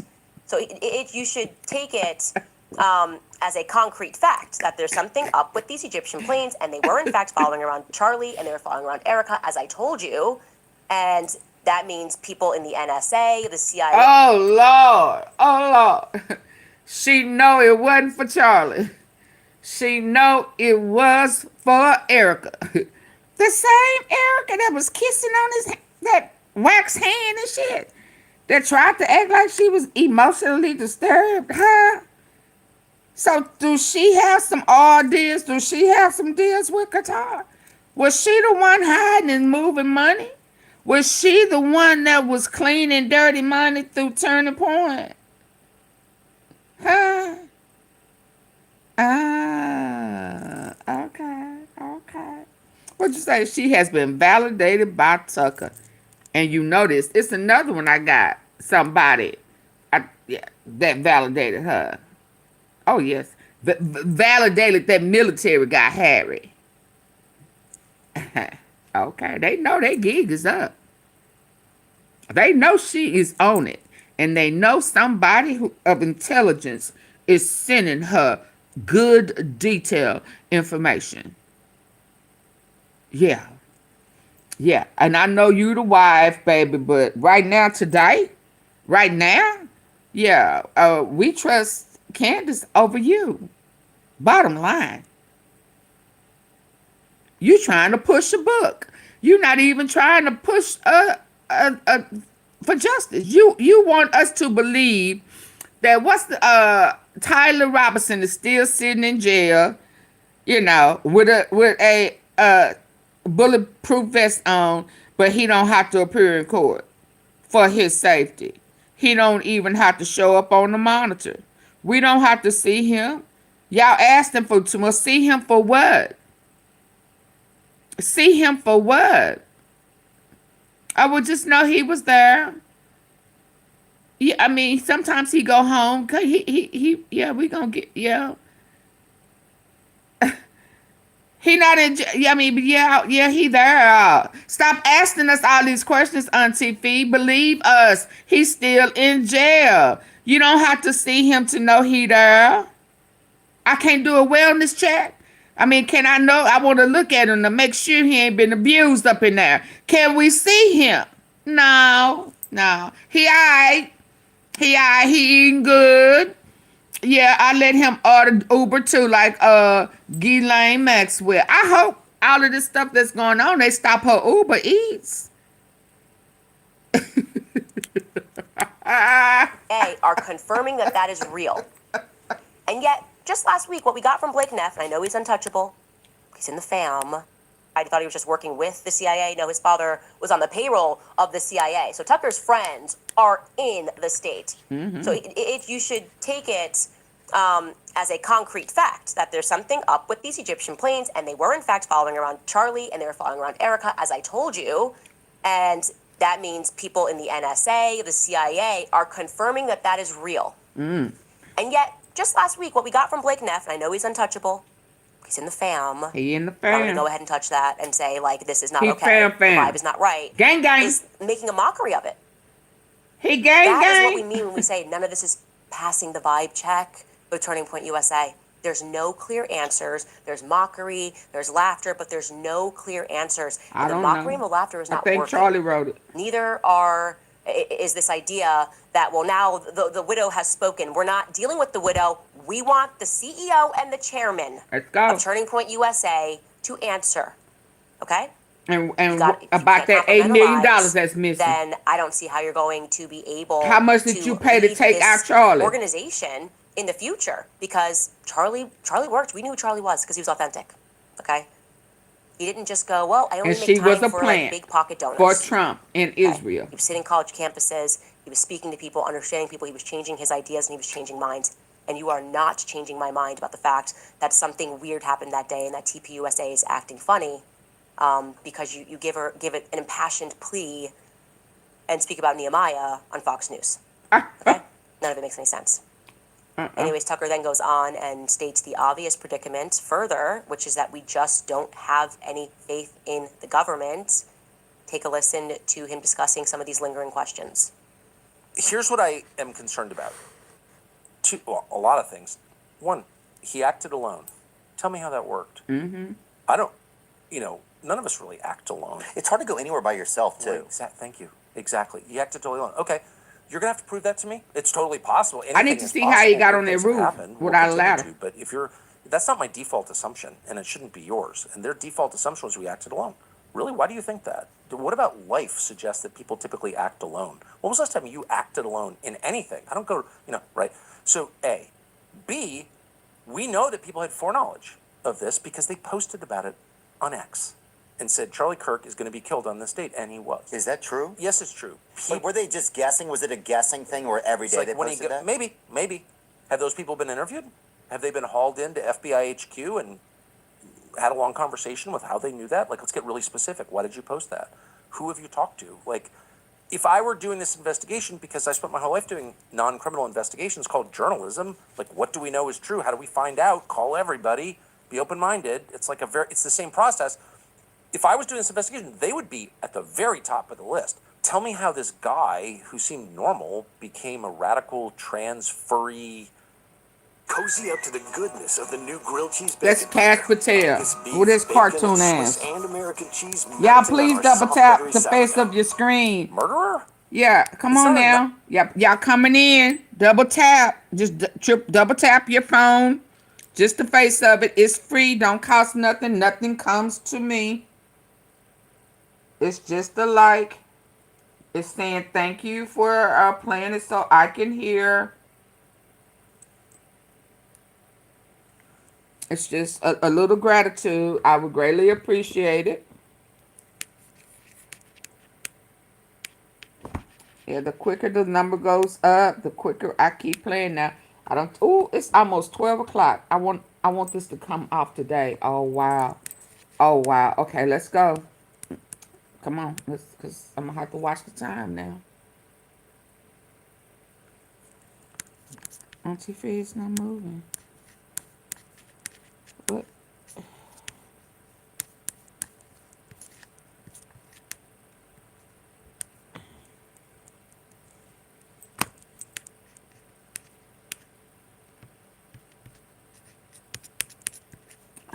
Now I say I gotta hurry up, and then wants to exit. Let's go. Enough to tell me, oh, trans. I'm not pro-trans, by the way. But was that the guy or his boyfriend? Well, exactly right. Tell me how this guy became so radicalized that he murdered a stranger. I'm not saying it didn't happen. I'm saying I want an explanation for how it happened. Why wouldn't I? I agree. Oh, we can't talk about that because it'll, prejudice the jury pool. Really, you've told the world that you have both a confession from him in his text to his boyfriend and the murder weapon with his fingerprints on it. I think you've got a pretty solid case. So why is it so difficult to just explain? So I have said from the beginning, if you don't like what Candace Owens is saying, why don't you call her and offer a more plausible explanation for what happened? Oh, she's bad. She's bad. Okay. I mean, I like her a lot. I don't think she's bad, but I love her actually. But let's just stipulate she's bad. But why wouldn't you do that? Well, I don't agree with some of the stuff that the rabbit hole she goes down, but I don't even know. But I like the fact that she likes to dig in the garden, Thea, we are in this garden, okay? And we're not getting out of this garden with the Fed slop narrative. We're just not getting out of the garden with trying to emotionally manipulate us and say it's not. This feels like COVID, right? It's not like COVID-19. It's like Candace 19. It's another fake. It's a fake virus. Like, oh, you got infected. You just can't do it. And you can't say the social name. Distancing from Candace Owens. We're gonna get every influencer on social media. 6 feet social distancing. Save lives. What are you, a grandma killer? What, you just don't like him? What? And then Tim's all fired up. She's a C-word. People are gonna die if you don't get this vaccine. And I'm like, I feel like maybe the government's not telling us the truth. We're right back to that, but it's Candace 19. It's Candace 19. That's what it is. And they think that maybe if they put the little 6 feet social distancing pads in the grocery store, that the PSYOP will win and make us believe that this is like common sense is the virus. I'm the common sense virus. It's coming around. It's so evil. Stay at home, wear a mask, save lives. You don't want to catch it. You don't want to catch the common sense, you guys. You don't want to catch it. Anyways, I dare. I'm sorry, I dare. And I have been very careful because I wasn't sure what direction she was going to go. If she was like, I was like, look, she's got a whole business that she's got to figure out. There's a lot of people in her ear. Maybe they did this transition too quickly, and she's just keeping her head. No, what she's saying is Turning Point USA is untouchable, and it's a no from me. It's a no for me too. I'm just out here saying what needs to be said. We'll be right back after a brief message from our sponsors. Yes, secret garden. All right, you guys. When they double down on abortion, we get the vax. That's the vibe, right? Been marketed all over. They're gonna have this big sit down. Vax. That's where we're at right now. How many people do we have to send out to tell them? Don't go Max, get the vax. That's what Mark is saying. We should We're gonna get some gear for you guys. Don't go max, get the vax. That's the vibe right now. How many influencers is it going to take to get everyone to roll up their sleeves and not go max? That's where we're at right now. How many people do you have to send out to tell them? Please do it. Wild. Okay, I didn't get the vax. I didn't get the COVID-19 vax. I'm not getting whatever the heck this is. Okay, which is honestly on its face federal stupidity is what it is. Now, I can also tell you that because my mommy sleuths, they're so fast before stuff even Y'all, ends. if I get it tips about shuts down, things, I'm coming right and back. Erika literally today sat down with Barry Weiss. It's been marketed all over. They're going to have this big sit down, a conversation moderated by Barry. It's going to feature voices from across the political spectrum. They're going to talk about grief. And I got this email after, and it's interesting. I got actually a couple of emails, but I'm going to read this one to you because it was a town hall-ish event. Here's what they said went down. Who? Oh. This person writes, I just came from the CVS. By the way, whoever wrote this email, I love you. I just love all of the mommy sleuths that are this quick. They wrote, I just came from the CBS Times Erika Kirk town hall, and this is what she said about the conspiracies and Candace. 1, Erika said she was pregnant when the Egyptian planes were flying and following her, so she wasn't on them. She said she has photo proof. Huh? I'm sorry. Did I ever accuse Erika of being on Egyptian planes? When I found the Egyptian planes, I was concerned that they were following Charlie because I thought, wow, has there been a foreign government that has been tracking his events, like maybe, I don't know, like running through the operation She said they were early, following her, not that she was on them. So she was on them because she did not say that. Carlson confirmed that. Gifts for the outdoors and the outdoorsy. Oh, she never said anything about being on them. Everything you need to know about QuickFrame's latest and greatest in 60 seconds. Let's do this thing. 97% of brands on Mountain have never been TV before. I thought she'd be concerned. Instead, she's gonna tell us. Y'all, I'll be right back. That she wasn't on the planes. I never said she I'll be right back. were on the Egyptian planes. I don't like. Well, that would be. I don't. I'm think gonna pause it right here. I'll be right back.